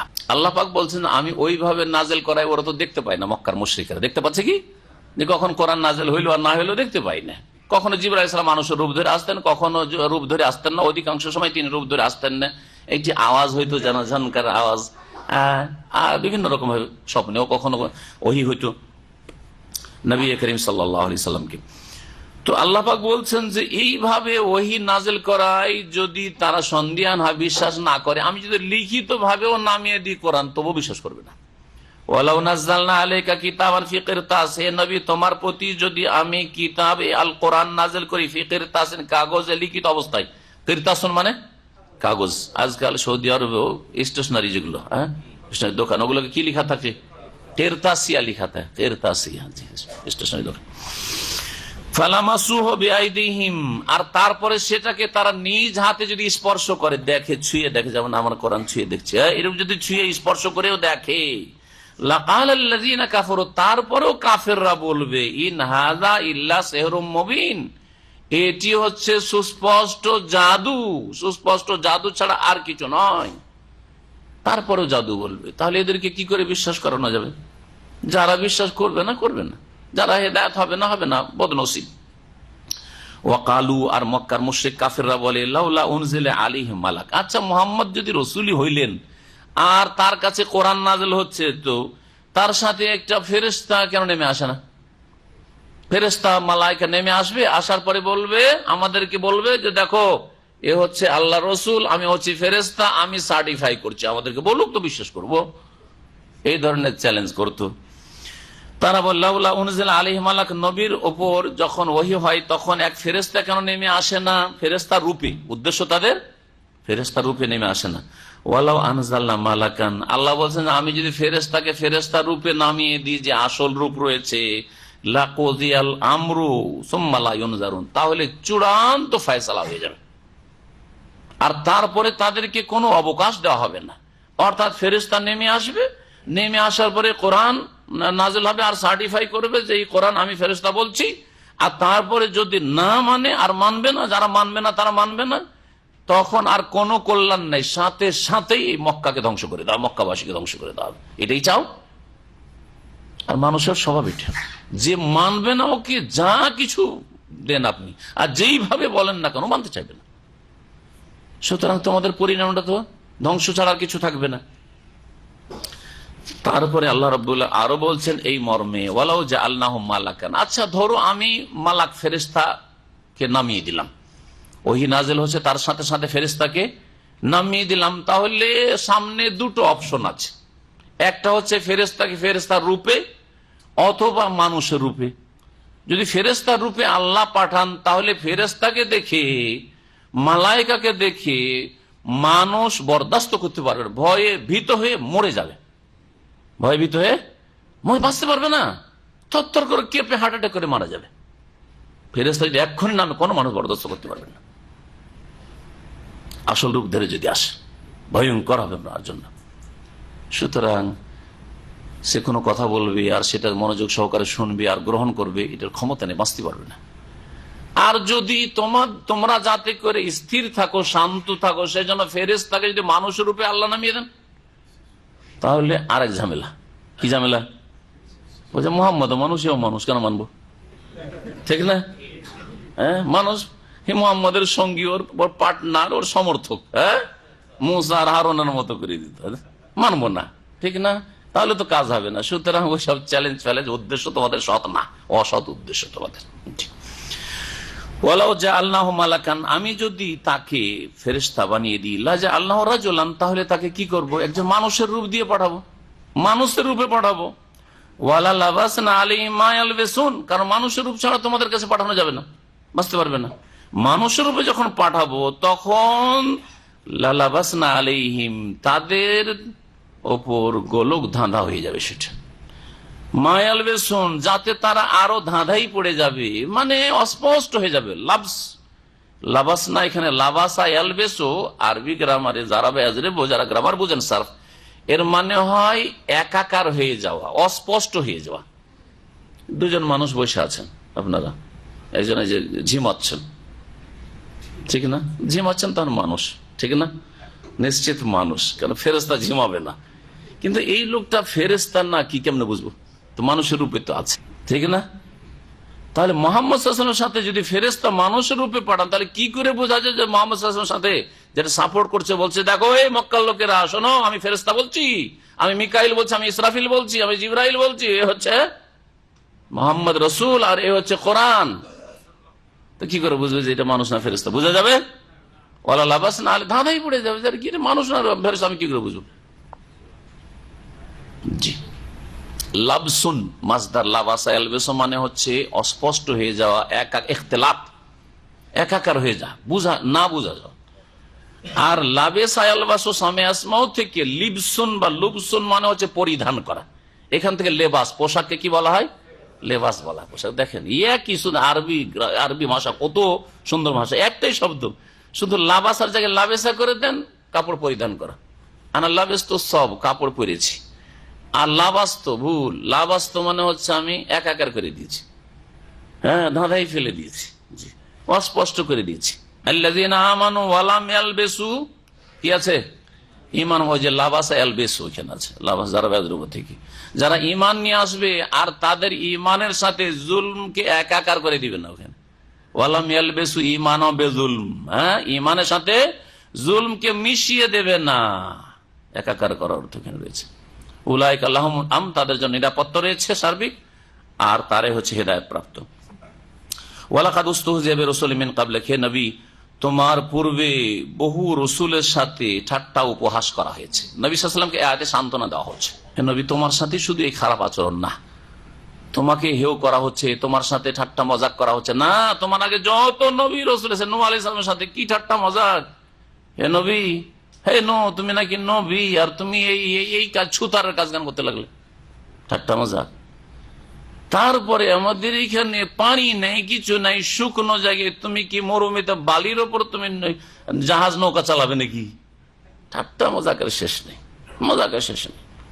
সমস্ত আম্বিয়া রসুলগণের সাথে ঠাট্টা মজাক করেছে কাফের জাতিরা, অবাধ্য জাতিরা, আল্লাহ ধ্বংস করেছে তাদেরকে।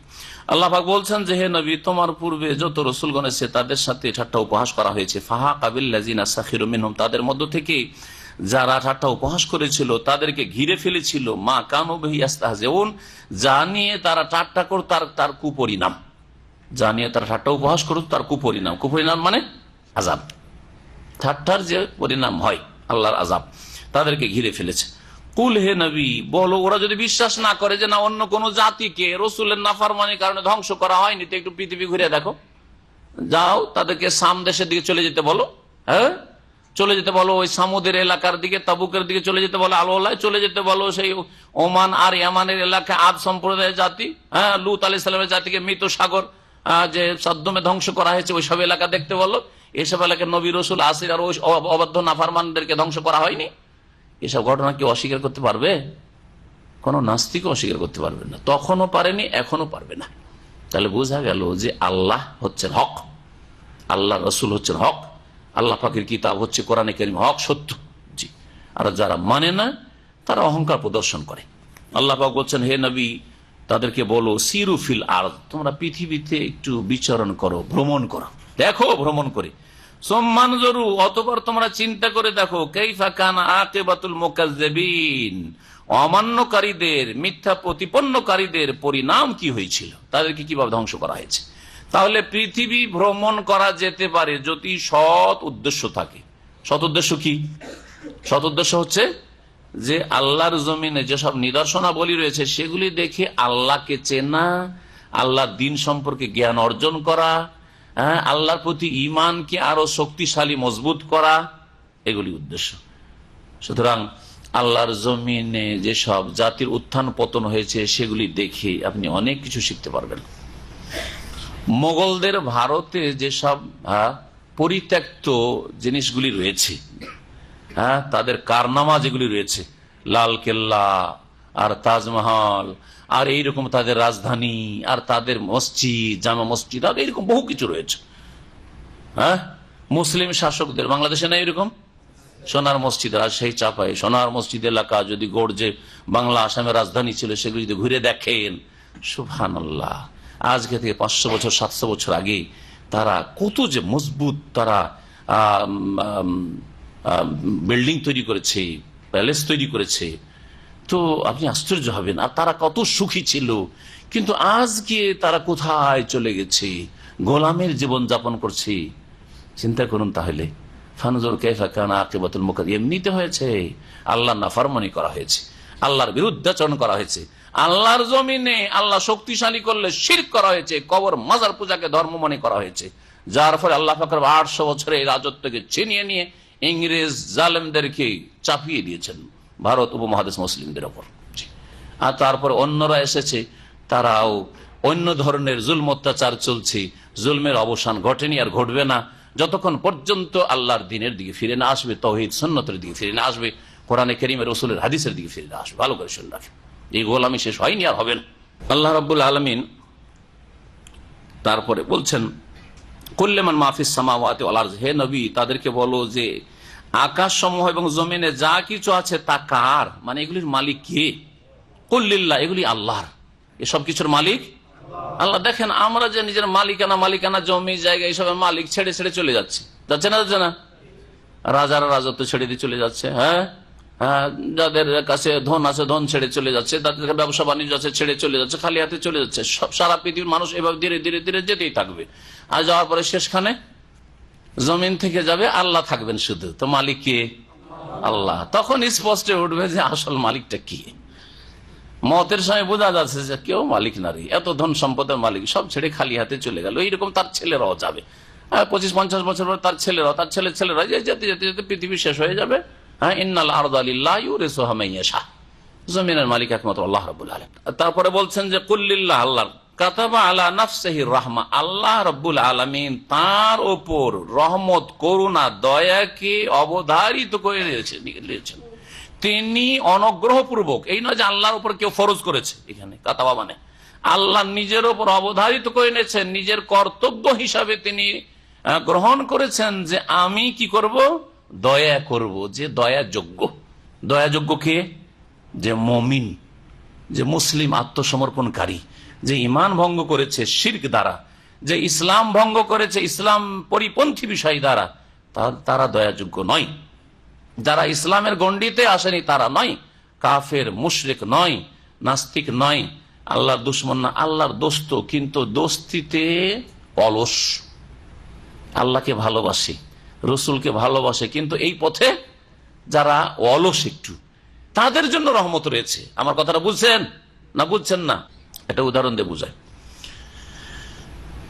যাবেন মক্কা, বুঝছেন না? কিন্তু আপনি কচ্ছপের গতিতে যাচ্ছেন, আর রাস্তা মক্কারই ধরেছেন, তো মক্কা পৌঁছিতে পারবেন না? পারবেন না? পারবেন, কিন্তু কি হবে? সময় লাগবে, তাই না? যদি দ্রুত বেগে 100 কিলোমিটার ঘন্টায় যেতেন তাহলে কয়েক ঘন্টায় পৌঁছে যেতেন। আপনি 1 কিলোমিটার যেতে কচ্ছপের মতো, তাহলে কত? ওটের পিঠের মতো, ওর চাইতে বেশি সময় লাগুক, লাগবে, 1 মাসই লাগুক, লাগবে, কিন্তু যাবেন। আপনি কোথায় পৌঁছিবেন? টার্গেটে পৌঁছে যাবেন, কারণ মক্কার রাস্তাটি ধরেছেন আপনি।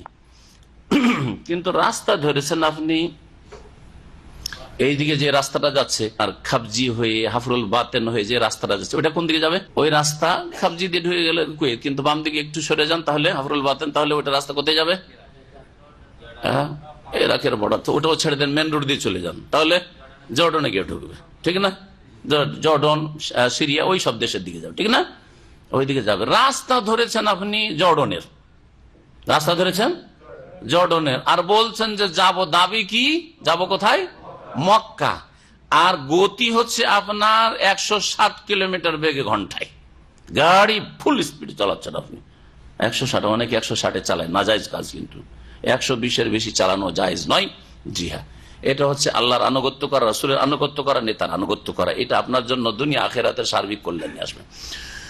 তো এত দ্রুত বেগে যাচ্ছেন, আর বড়ই আশা করে যাচ্ছেন যে খুব তাড়াতাড়ি মক্কা পৌঁছে যাব। যত দ্রুত যাচ্ছেন তত মক্কা থেকে কাছে যাচ্ছেন, তাই না? হ্যাঁ, তত দূরে হয়ে যাচ্ছেন, ঠিক কিনা? তাহলে আল্লাহকে পাবেন না কখনো এই রাস্তা দিয়ে গেলে। কিন্তু ওই কচ্ছপের গতিতে যদি আপনি এই রিয়াজ রোডটা ধরে তারপরে তাইফ রোড ধরে নেন, হ্যাঁ, তাহলে আপনি লাগুক কিছুদিন, হ্যাঁ, কিন্তু মক্কা আপনি একদিন পৌঁছিবেন। ঠিক ওই রকমই যারা কোরআন সুন্নাহর অনুসারী, তাদের টার্গেট ঠিক আছে, কিন্তু অলস নামাজটা পড়ে ইসলামটা ঠিক রেখেছে, কিন্তু নামাজে অলস। হ্যাঁ, বেনামাজি নয়, বেনামাজি কিন্তু ইমান ভঙ্গ করলো। ভালো করে শুনে রাখেন, নামাজ 5 ওয়াক্তই পড়ে, কিন্তু ওই জামাতে গিয়ে সব শেষে ওই সালামটা ধরে কোন রকম করে। জি, এই কচ্ছপ মার্খা মুসলিম, সহি আকীদার লোক, কচ্ছপ মার্খা, বুঝছেন? নামাজ ঠিক আছে, রোজা ঠিক আছে, যাকাত হজ ঠিক আছে, কিন্তু হালাল হারামের ক্ষেত্রে বড়ই দুর্বলতা। বিড়ি সিগারেট ছাড়তে পারে না, হ্যাঁ, বোঝা গেছে? এখন হারাম রুজি রোজগার করে। এই কচ্ছপের গতিতে ইসলাম পালন, সহি আকীদা, বলছে আমার আকীদা ঠিক, ওই কবর মাজারে বিশ্বাসী না, ওইসব তাবিজ তোমারে বিশ্বাসী না, ওইসব জাদু টোনে বিশ্বাসী না, বোঝা গেছে? জি হ্যাঁ, শিরিক করে না, বিদাত করে না, এইসব কিছুই করে না, সবে বরাত করে না, ওই মিলাদুন্নবী বিদাতও করে না, নামাজটাও পড়ে না, নামাজটা সুন্নতি তরিকায় পড়ে, কিন্তু হারাম খায়, হ্যাঁ, হারাম দেখে, হ্যাঁ, হারাম শোনে, এইরকম লোক। এরা কেমন মুসলমান? এরা হচ্ছে কচ্ছপ মার্কা মুসলমান। রাস্তা ঠিক আছে, জান্নাতের রাস্তা, কোরআন সুন্নাহর রাস্তা, কিন্তু কচ্ছপের গতিতে চলছে, যেতে অনেক দেরি লাগবে, সবাই জান্নাতে চলে যাবে, এরা ধাক্কা খেতে থাকবে, কিছুদিন শাস্তিও পেতে পারে, কবরে তাজা হয়েছে, তারপর হাসর মাঠে আযাব হয়েছে, আবার জাহান্নামে কিছুদিন পড়ে থাকতে পারে। সব সাহাবায়ে কেরাম, তাবেঈন, যারা এই উম্মতের যারা নেক বান্দা সালেহিন, তারা জান্নাতে চলে গেছে। কয়েকশো বছর, কয়েক হাজার বছর পরে জাহান্নাম থেকে জান্নাতে উঠে আসছে। বুঝা গেছে? কারণ কচ্ছপের গতিতে ইসলামের উপর চলেছে, কিন্তু জান্নাত পাবে। কিন্তু যারা রাস্তা ধরে চলবে, বলছে মক্কা যাবো, জান্নাতের রাস্তায় চলবো, কিন্তু জান্নাতের রাস্তা মনে করে রাস্তা ধরেছে আপনার ওই জর্ডানের রাস্তা। বোঝা গেছে? কিসের রাস্তা? শিরকের রাস্তা, বিদআতের রাস্তা। বলছে আল্লাহকে পাবো, জান্নাত হাসিল করবো কবরে সিজদা করে, জান্নাত হাসিল করবো গস কুতুবের কাছে ছেলে মেয়ে চেয়ে, রোগ ভালো করতে পারে ওলি আউলিয়াকে আল্লাহ অসাধারণ ক্ষমতা দিয়ে রেখেছেন, তাবিজে রোগ ভালো হয়। বোঝা গেছে? বিদআত করেছে, এইরকম ভুল পথে চলেছে যদি ঈমান ভঙ্গ করে থাকে। অথবা জাতিতে মুসলমান নাস্তিক, তাহলে কি বলেন? রাস্তা উল্টো, রাস্তা জান্নাতের রাস্তায় চলেনি। সুতরাং যত চলতে আছে ওই পথে, শিরকের পথে, বিদআতের পথে যত চলতে আছে, তত জান্নাত থেকে দূরে সরতেই আছে, আল্লাহ থেকে দূরে হতেই আছে। আল্লাহ পাক রব্বুল আলামিন তারপরে বলছেন যে আল্লাহ পাক তার ওপর রহমত কি অবধারিত করেছেন। কার জন্য রহমত? যারা কচ্ছপের গতিতে ইসলামের ওপর আছে, যারা ইসলাম থেকে বেরিয়ে গেছে, ইসলাম ভঙ্গ করে ধর্মের নামে শিরিক করে, তাদের জন্য নয়। অথবা নাস্তিকতার মাধ্যমে ইসলাম থেকে বেরিয়ে গেছে জন্মসূত্রে মুসলিম, সেই সব জন্মসূত্রে মুসলিমদের জন্য নয়। অথবা বেনামাজি মুসলিম, তাদের জন্য রহমত কি আল্লাহ ফরজ করেন নাই নিজের ওপর। আল্লাহ পাক তারপরে বলছেন অবশ্যই অবশ্যই তাদেরকে কিয়ামতের দিনে একত্রিত করবেন, তাতে কোনো সন্দেহ নেই। আর যারা নিজেদেরকে ক্ষতিগ্রস্ত করেছে তারাই বিশ্বাসী হবে না। ঈমান কারা নিয়ে আসবে না? যারা ক্ষতিগ্রস্ত, এবং যারা ঈমান নিয়ে আসবে না তারাই হচ্ছে ক্ষতিগ্রস্ত। ওয়ালাহু মা সাকানা ফিল লাইলি ওয়ান নাহার, রাতে এবং দিনে যা কিছু বসবাস করে সবকিছুর মালিক আল্লাহ। সবগুলি কার? আল্লাহর। ওয়া হুয়া সামিউল আলিম, আর তিনি সবকিছু শোনেন এবং সবকিছু জানেন। রাতে বসবাস করে, দিনে বসবাস, কিছু রাতে ঘুমায়, কিছু দিনে ঘুমায়, সবকিছু, সব সৃষ্টির মালিক আল্লাহ। কিছু রাতে জন্মায়, কিছু দিনে জন্মায়, কিছু গাছপালা রাতে গজি উঠেছে, দিনে গজি উঠেছে, সমস্ত মাখলুকাত এক কথায় এই আয়াতে শামিল। সবকিছুর মালিক আল্লাহ পাক রব্বুল আলামিন। কুল, হে নবী বলো, আগাইর আল্লাহ আত্তাখিযু ওয়ালিয়া, আল্লাহ ছাড়া কি অন্য পৃষ্ঠপোষক আমি গ্রহণ করব? ফাতিরিস সামাওয়াতি ওয়ালা, যিনি আকাশসমূহ জমিনের সৃষ্টিকর্তা। ওয়া হুয়া ইউতইমু ওয়ালা ইউতাম, তিনি খাদ্য দান করেন বান্দাকে, তাকে কেউ খাদ্য দান করে না। তিনি কারো মুখাপেক্ষী নন যে তাকে খাবার লাগবে, রিজিক লাগবে। তিনি কিছু চান আপনার টাকা পয়সা? না, কিছু চান না। কুল, হে নবী বলে দেন, ইন্নী উমিরতু আন আকুনা আউওয়ালা মান আসলাম, আমি আদিষ্ট হয়েছি যে আমি যেন সর্বপ্রথম মুসলিম হই এই উম্মতের। এই উম্মতের সর্বপ্রথম মুসলিম কে? নবী মুহাম্মদ সাল্লাল্লাহু আলাইহি ওয়াসাল্লাম। ওয়ালা তাকুনান্না মিনাল মুশরিকিন, আর যাতে করে হে মানুষ বা হে নবী তুমি মুশরিকদের অন্তর্ভুক্ত না হয়। এ হচ্ছে আল্লাহ পাকের আদেশ। কুল, হে নবী বলো, ইন্নী আখাফু ইন আসাইতু রাব্বি আযাবা ইয়াউমিন আযীম, আমি আশঙ্কা করি যদি আমার প্রতিপালকের নাফরমানি করি, তাহলে কিসের আশঙ্কা? আযাব ইয়াউমিন আযীম, মহাদিবসের শাস্তির। মহাদিবসের শাস্তির আশঙ্কা রয়েছে যদি আমি আল্লাহর নাফরমানি করি। মাই ইউসরাফ আনহু ইয়াউমাইযিন ফাকাদ রাহিমা, যার থেকে আল্লাহর আযাবকে, শাস্তিকে সেই দিন সরিয়ে নেওয়া হবে, সেই ব্যক্তির ওপরই আল্লাহ রহম করবেন। মানে তিনি আসলে রহমত পাবেন আল্লাহ পাকে। যে আযাব থেকে মুক্তি পেল সেই ব্যক্তি রহমত পেয়ে গেল। আযাব যদি না হয় তার মানে জান্নাত পাওয়া যাবে। ওয়াযালিকাল ফাউজুল মুবিন, আর এটি হচ্ছে সুস্পষ্ট সফলতা। দুনিয়ার কামিয়াবি নয় যে আমার ছেলেমেয়েরা সব কাজে লেগে গেছে আর সব প্রতিষ্ঠিত হয়ে গেছে, বিভিন্ন দেশে আছে, আমি যে সারা পৃথিবী ভ্রমণ করতে পারি, আমার সব জায়গায় আত্মীয় স্বজন আছে, সব জায়গায় আমার ভক্ত লোকেরা আছে, এটা কোনো সাকসেস হওয়া নয়। আসল সফলতা হচ্ছে, কামিয়াবি হচ্ছে জান্নাত হাসিল করা, আল্লাহর রহমত পেয়ে যাওয়া আর আল্লাহর আযাব থেকে বেঁচে যাওয়া। ফামান যুহজিহা আনিন নারি উদখিলাল জান্নাতা ফাকাদ ফাজ, যাকে জাহান্নাম থেকে সরিয়ে দেওয়া হলো আর উদখিলাল জান্নাতা, জান্নাতে দাখিল করে দেওয়া হলো, জান্নাত দেওয়া হলো, সেই ব্যক্তি হচ্ছে সফল। ফাকাদ ফাজ, সে হচ্ছে কামিয়াব। আল্লাহ পাক তারপরে বলছেন, ওয়াইয়ামসাসকাল্লাহু বিদুর, হে নবী তোমাকে যদি আল্লাহ অনিষ্ট দ্বারা স্পর্শ করেন, মানে তোমার যদি কোনো ক্ষয়ক্ষতি হয়, ফালা কাশিফা লাহু ইল্লাহু, তিনি ছাড়া কেউ তা দূরীভূত করতে পারেন না। নবীরও বালা মুসিবত আল্লাহ ছাড়া কেউ দূর করতে পারে না। কিন্তু ওলি আউলিয়া গস কুতুবরা আমাদের বালা মুসিবত দূর করতে পারে নাকি? চিন্তা করুন তো, কত অজ্ঞতা, শিরকের মতো মূর্খতা আর কিছু নেই। মৃত ব্যক্তি কবরে দাফনে আছে, জিলানি, চিস্তি আর শাহজালাল বাবা তার কাছে আশা করে বসে আছেন যে বাবা উদ্ধার করবে। নবী সম্পর্কে আল্লাহ বলছেন, নবী তোমার উপর যদি বালা মুসিবত আল্লাহ দেন তো আল্লাহ ছাড়া কেউ উদ্ধার করতে পারে না।